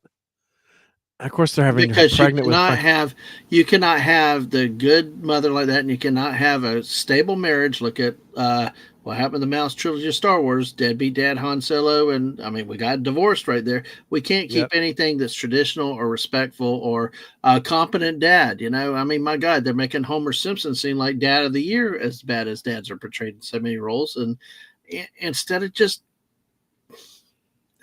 why? Just keep it simple. Now, this is really disturbing to read. This next, that's not good. When you say that, I get worried. Yeah. So this is not good. So I'm going to pull up a picture of Malice. Let's see, Fantastic Four. Let's see, images. All right. Well, she looked damn good, but so let's continue reading this article. I wanted to get this. Fanta says, according to Google, no relation. And Oliver mentions RDJ is Morton Downey Jr. is a photo of him. I know it's Robert. Like in a doubling down, yes. Joy playing the villain. Is he the real Dr. Doom? I don't know. I hope he does a good job. He just can't be too snarky.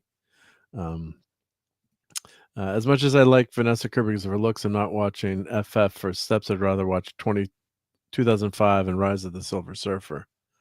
Yeah, no, this quote is really disturbing. One of the things I love most from Sue's history is when she becomes Malice, and that was written in the Byrne run. I think issue around the 250s, 260 Phantom. Here, I know you can goggle it for me, but it was in the Byrne run. I'm pretty sure. Yep. I was obsessed with that chapter of her life. Oh my God. she just wanted to make sure that there were tones of malice in there with her, that she wasn't just the stereotype of a goody sweet mother. I've always been interested in the mess of femininity and how can you be both? How can you be all things? Not just tough, invincible, powerful woman, but also a mother gives birth, which in it is itself a superhero act. I love that these characters are real humans with a messy family who argue and try to work it out and get things wrong. Well, that last quote is right there. That sorry, Mark. Well, no, but that's true about the FF. What differentiated the FF. That last quote about the family dynamic. So everything wasn't perfect, but this is to me as a normie though. Have you seen Malice before? No, I haven't. But I'll tell you, at least look at this costume, Dadman. But oh wow, interesting. But coming from somebody that doesn't know a lot like that stuff, family dynamics, are strained sometimes. But I'm tired of seeing so much reality in some of these things. Why does every family have to have these problems and stuff?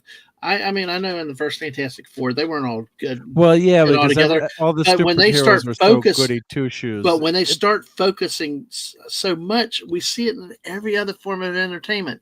We see it in every other movie. Can we not get away from that and just have something where it doesn't focus? It's also a fun dynamic too, like Ben and Johnny fighting good naturedly, like exactly. teasing each other. So it was just like a slice of life versus versus deconstructing the heroes, right? So when you read those comics, when this quote tells me they're deconstructing, they're out there to do more than just show life. They're out for a point or for an agenda, which again is like, why do we need this again in these movies? Why can't we just be like we talked about with Minecraft? We have a simple movie out there to entertain and blah, and leave it there. Let's have a good superhero movie and just enjoy it. This line here: "You dare speak to me like that, Susan? I told you to be quiet. You indulge in your foolish feminine outbursts, but now's not the time for such games." Yep. So this was 260. Is that 261 or 281?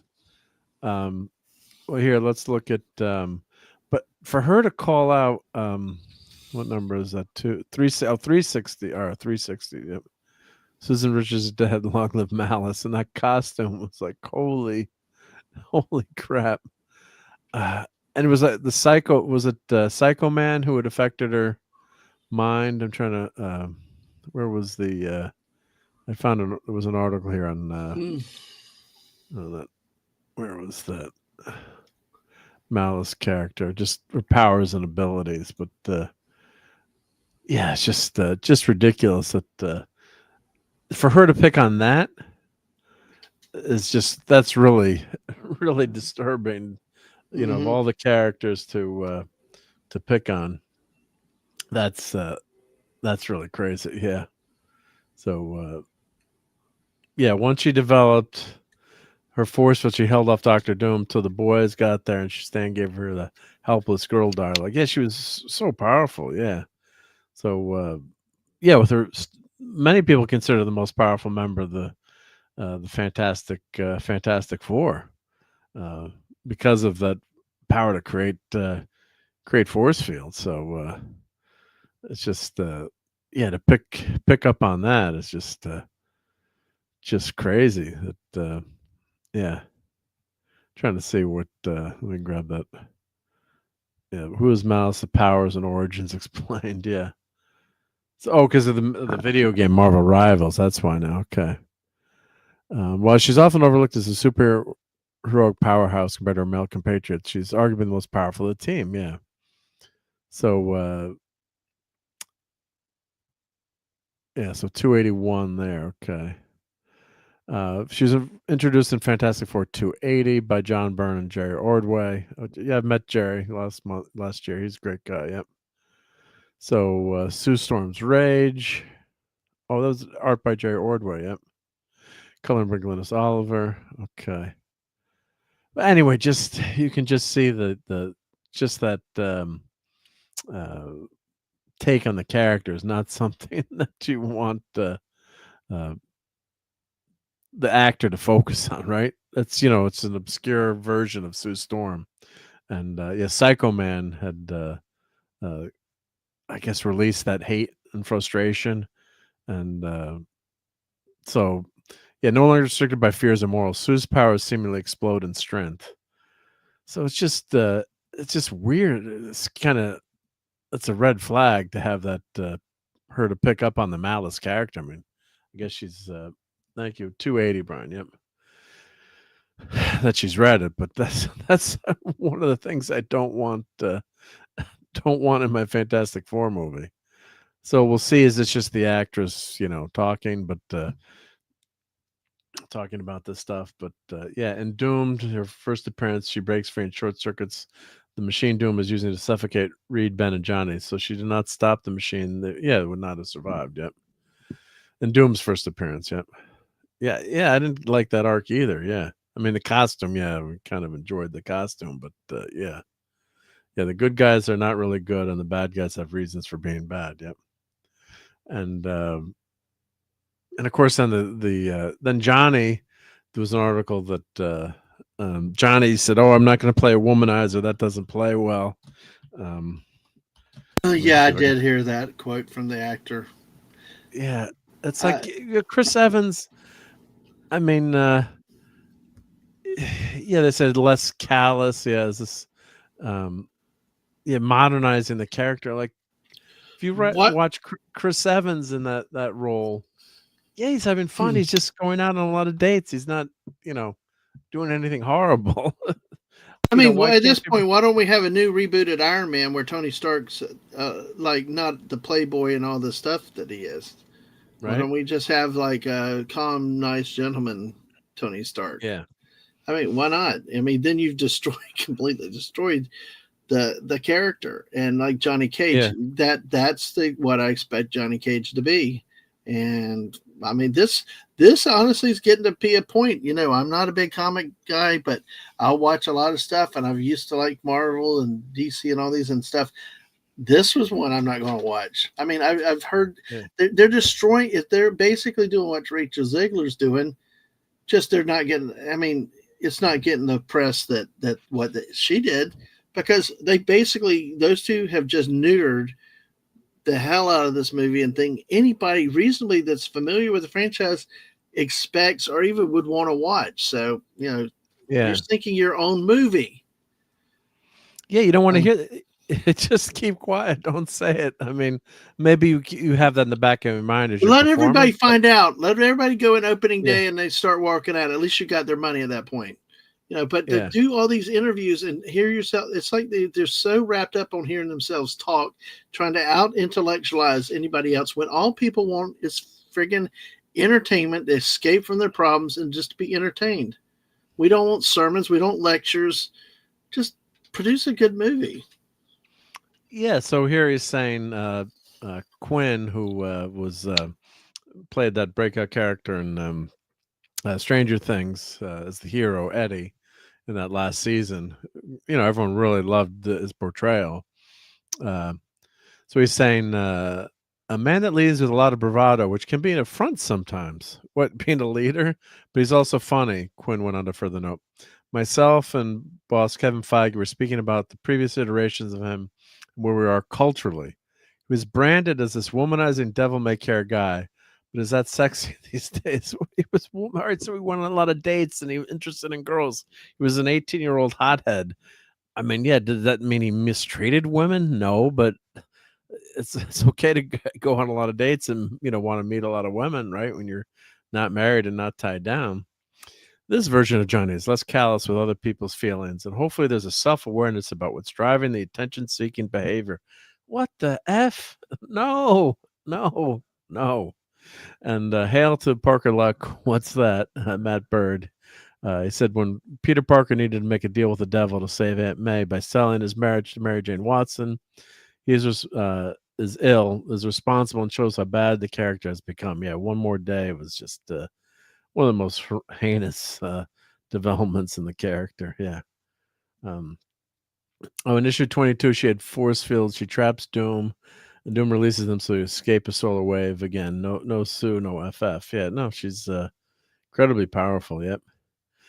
Johnny was a teenager who went out with different girls. He was not doing James Bond style things. But yeah, he was just And of course, back then you went on a lot of dates too, right? I mean, you like, my mom tells me, you would just go out like dancing and dates, back in the 50s. And so it wasn't like like today, it seems like the kids are like going out with everyone, right? Either you're hooking up, I guess, or you're going steady with someone, but you would just go on quote unquote a lot of dates and meet a lot of people and go dancing. So yeah.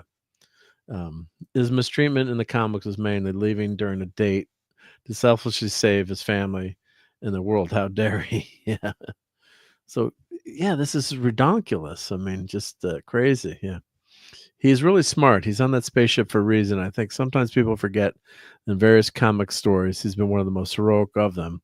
Even he's undercutting his heroism at every turn through humor. He's Sue's brother, which means they're cut from a similar cloth. This version of Johnny is less callous with other people's feelings, and hopefully there's a self-awareness. Yeah. I read that quote, but yeah, I don't want to see that in my Johnny Stormer. Maybe you can make him a little more serious after you've done 10 movies. Yep. Before this, he avowed there are no other heroes in FF's reality. He also touched upon where he's pulling his inspiration for the 60s set MCU reboot. It's a lot about the space race and voyaging out there. So first steps is probably to do with that idea of exploration, which the FF should be about. But yeah, just this is just not what you want to hear from the actors playing these characters. Yep. So he praised this Iban Moss Barak, praised his co-stars. I love them. We're working together so hard. So close, going away for a second. I get a little separation anxiety. Yep. He revealed why he didn't read FF comics as a kid. Didn't watch any adaptations. I haven't seen those movies. When I got hired to do this, it didn't feel like it'd be productive to watch those movies. People ask me, how is this different from the other ones? I don't think it's helpful to make something in opposition else. But he didn't read FF comics as a kid? Let me see why he didn't read FF comics as a kid. Yep. Why didn't he? I mean, you should have read some FF. If you're going to play the thing, should read the books. The comics I read as a kid were more like the cheaper kind of ones I could get from the 5-cent bin. I liked Archie, some Richie Rich, some Gru, like ElfQuest. I think some of my earliest sexual visions were ElfQuest. All right, so you didn't read any of the so that's what I hate hearing when you said, "Oh, we're not reading the comics." Oh God, thoughts on this. So this is just not good. Yep. Nope. Yeah. Yep, we see it. I mean, there's as much warning signs about it as what we saw with Snow White. Yeah. And that's half the cast. I mean, it's bad enough we got Pedro Pascal as Reed Richards. Just he doesn't look like Reed Richards. He doesn't. Yeah. Can we?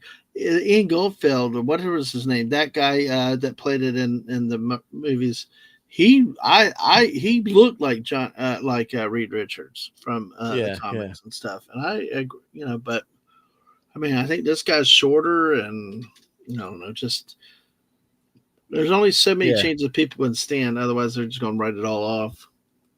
Yep. Because it'd be nice to get a really good Fantastic Four movie for once, The others were okay, but they had their big issues. But it's bad enough when all these new movies are making the originals that were not so great look like Oscar winners. Yeah.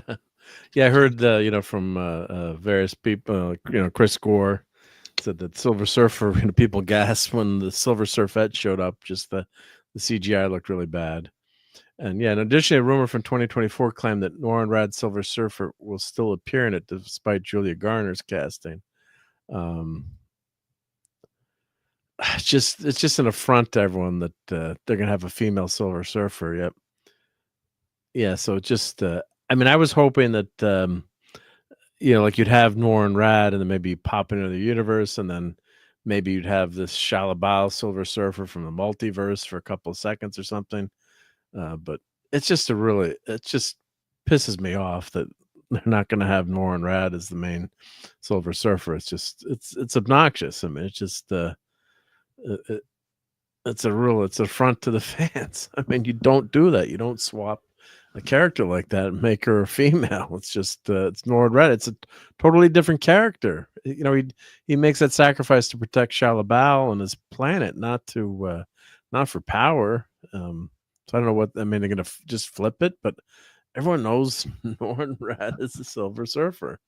So it's just pisses me off that they're gonna have to set an example even in the face of stupidity. Now, everybody that reads comic books knows that Kirby's Silver Surfer is the only true Silver Surfer. Right? So nice. So yeah, so not good signs. I mean, I'm obviously gonna still go see the movie, but because I got to review it, and of course I would see it no matter what. Yep. So, but yeah, it's just red flags and bad omens. Yep.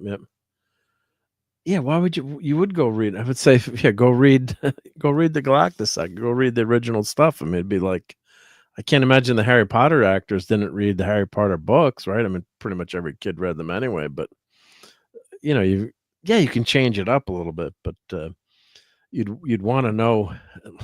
That's what the source material is. So Claude, remember he was talking to some of the people that worked on the Fan Four Stick movie because they're filming down Baton Rouge, Louisiana area, New Orleans area, and he said, "Well, there's 50 years of history in the comics." And the guy's like, "What? there's 50 years of history?" You know, they had no idea there was that much on the FF. Well, that's not surprising because apparently before we did more Star Wars, we did not have source material. We did not have comics, books, and everything else. They never existed to draw from. So, just sorry. Your same song is a broken record. Right. They choose to be ignorant of it, is what they do, because their agenda is trumps anything to just be an entertainment vehicle. Right. Yep. So the one good thing I do like the 60s aesthetic. We all said in remember Clobber times, you all said, "Oh, we wish it was set in the 60s to get that vibe." So at least they're getting that. But we'll just have we'll get to know more once we see that. Yep.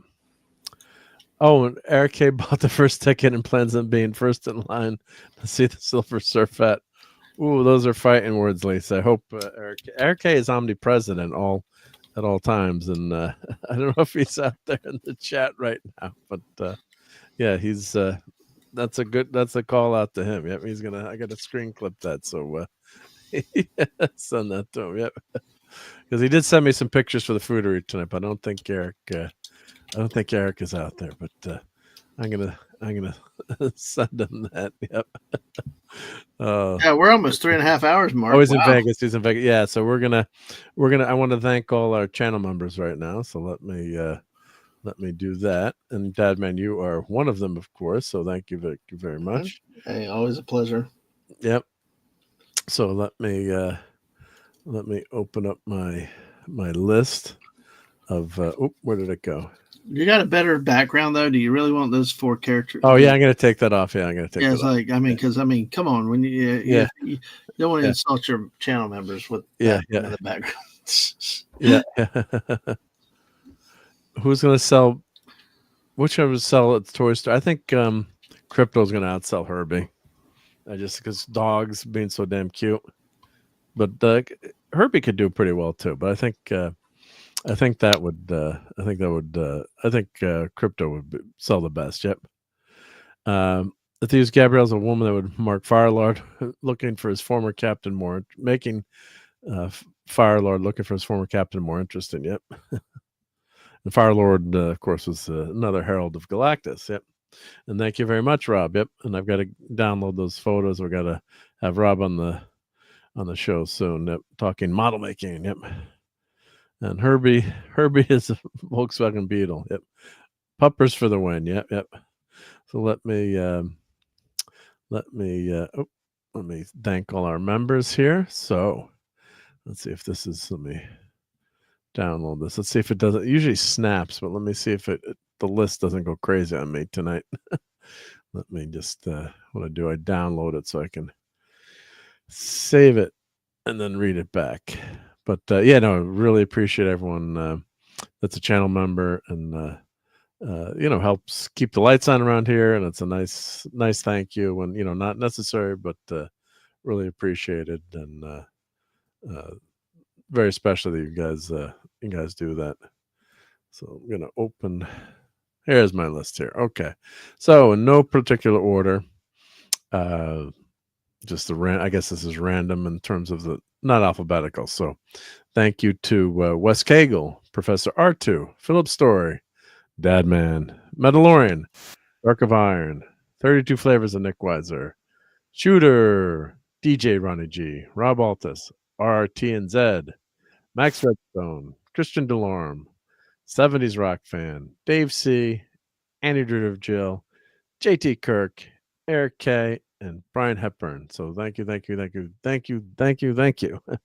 Really appreciate you hanging out here and those channel members supporting what we do here. And yeah, I mean there are some expenses, and it is nice to kind of get that thank you. But if you can't give anything, no worries either. But just like and subscribe, and special having you all here too. So we had a nice big crowd tonight. Thanks in part to Tom. So I really appreciate Tom sending over the Midnight's Edge crowd, and I got to join one of those streams earlier to hang out doing those lists. That's a lot of fun. So thank you again. Yep, Lenron says good night, and Phantom says you can call Cosmo a bad dog, but no one can say that Crypto. Otherwise, we tell John Wick they call Crypto a bad dog. Yep. So let's say call out everyone in the chat too. Let's go back a little bit. So we got Phantom, Lenrod, Oliver Belmonte, RobAltis, Lisa. Thank you, Lisa, for being here. Great friend, Lisa. Lenrod, Keely Chow, Parker Luck. Let's see who else was in the house tonight. I think we said Oliver, Keely. Let's see, Phantom, Void King. It was great hanging out with you tonight, Void King. The Stream Element Spot. Donnie, of course, Davina Duckworth. Let's see, Buddy Hepburn as well. Buddy and Brian. Let's see, Geoffrey was here. Geoff, was great seeing you this weekend, Geoffrey. Got to see his cool house and his footrest. It's a computer actually. And Hail to Sasha, he bought a computer and he's using it as a footrest in the box. He hasn't opened it up yet. I might go steal it. Or maybe we were joking. We're going to put rocks in the box. So when he finally opened the computer, it'd be gone. The Dead Man. Oh, and thank you, the Dead Man, for your super chat. Much appreciated. Mark's 47 was here. Gap After Dark. Who am I missing, Dad Man? Am I missing anyone? No. I think you got most of them. Claude Stalling and Tim was here. Yep, I think I got everyone. Yep, Gen X was here. Parker Luck. What's that? Matt Bird was here. Yep, Parker Luck. Thank you. Said Phantom Outsiders. So Linrod. I think I got everyone. Well, if I didn't get everyone, that's because I'm an idiot. And you definitely have. I think I got everyone who's still here at the end. So yeah, Alaska Jeff was here. Alaska Jeff. Yep. Yeah, I missed Alaska Jeff. Thank you, Alaska Jeff. Yep. But everybody else out. I got everyone. Yep. All right, everyone. So go watch Mrs. Dadman. Don't watch Mr. Watch Mrs. Right. I'm just kidding. But Mrs. is actually monitorized now, as I like to call it. Tomorrow morning, 10 a.m. Eastern. Yep. Her morning. I'm a channel member. Yay! Thank you, Mark. Yeah. So I became a channel member.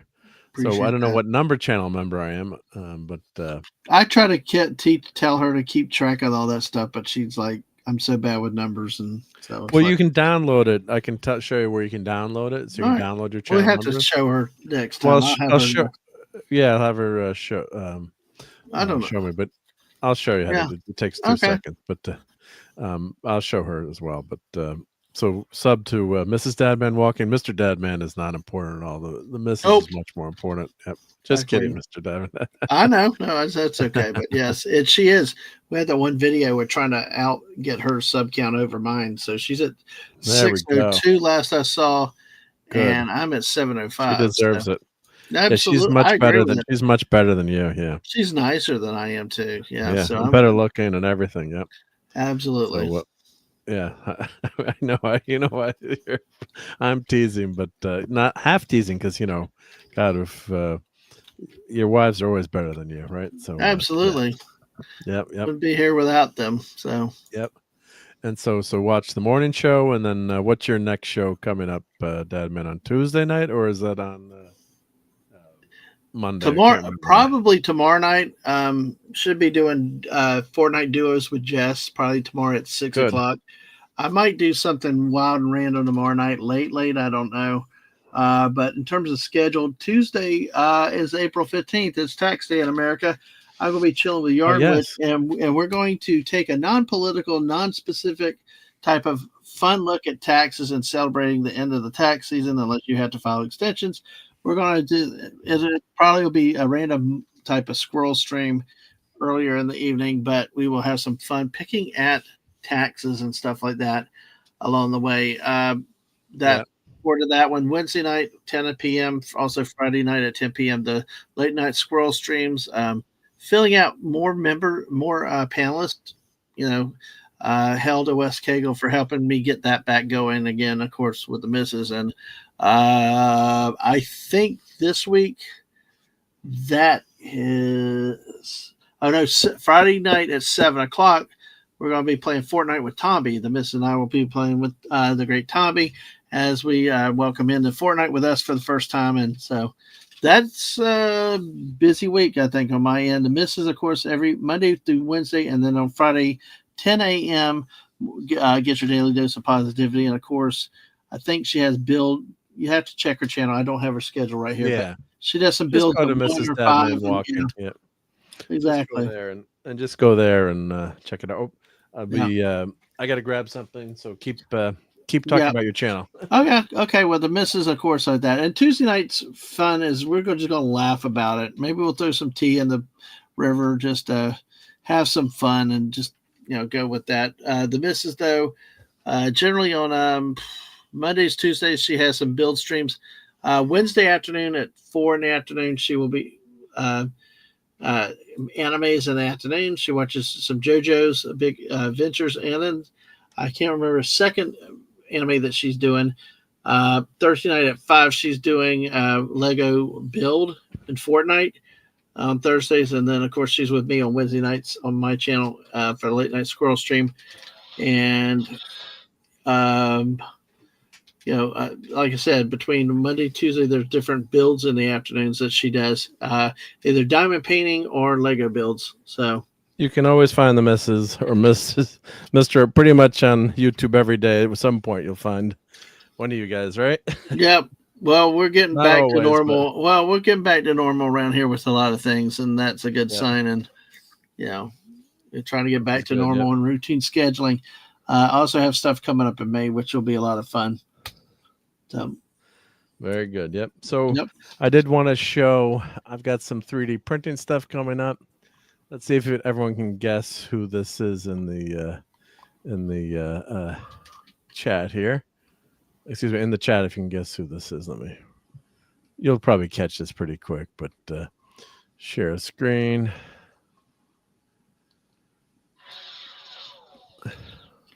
So what do you think that's a print of?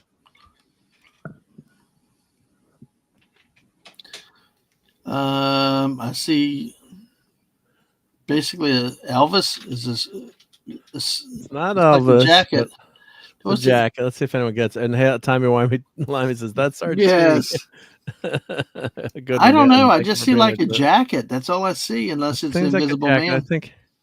I think someone will get this if I go up a little bit. I gotta make sure I don't hit the print head there. Let's see here. Any idea what? No, I'm Doctor clueless. Strange. No, not Doctor Strange.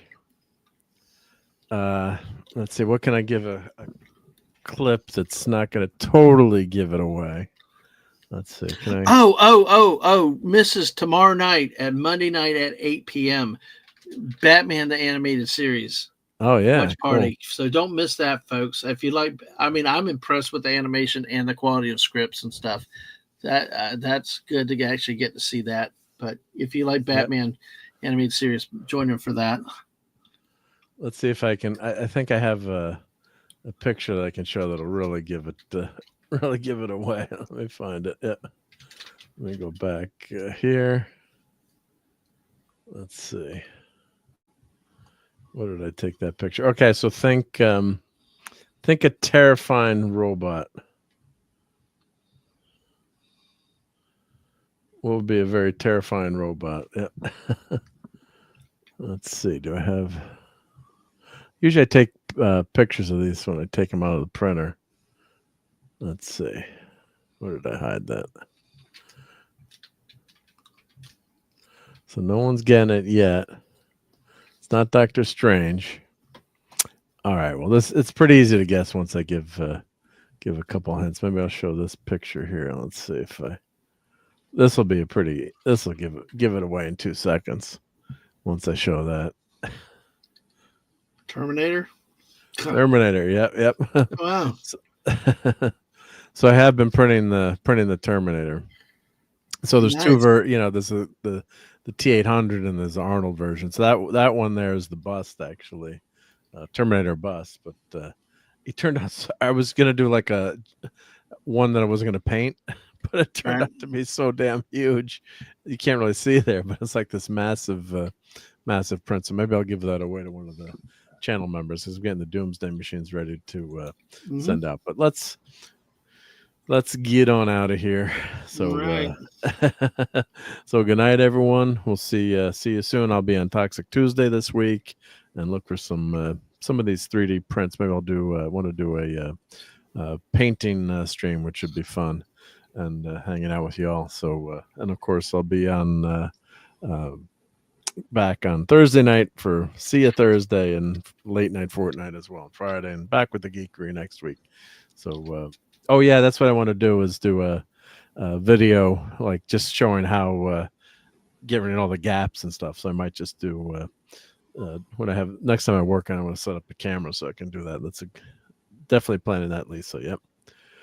All right, everyone. So have a great week. Really appreciate you hanging out with us. You don't have to. You could have been out watching Snow White multiple times, but you spent your Sunday evening with me and Dad Man. So thank you very much, Dad Man. Mm-hmm. And great that I can stay up for once. Yeah, thank you. I kept waiting for the private chat to say time to go, but thank you. I'm working close to home, so I got at least about 4.5 hours sleep, so I'll be good. That's good. Yep. Yeah, it is. Oh, it is 2:30 now. Crap. I wanted to end at 1:30, but always have too much fun here. Oh, so, yeah. Always thank everyone for that. And of course, we got to play this on the way out. Where'd they go? Right there. Oh, screw you. Yep. There you go.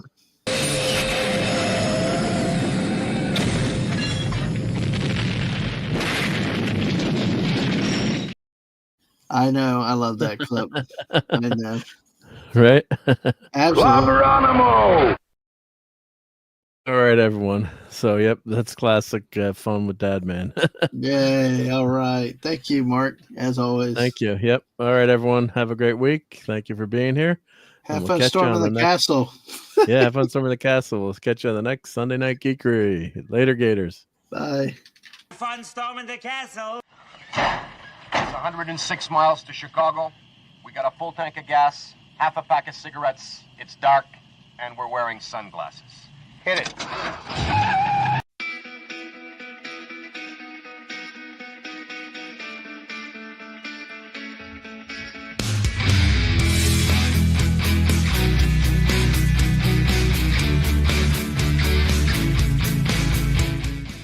You're still here? It's over. Go home.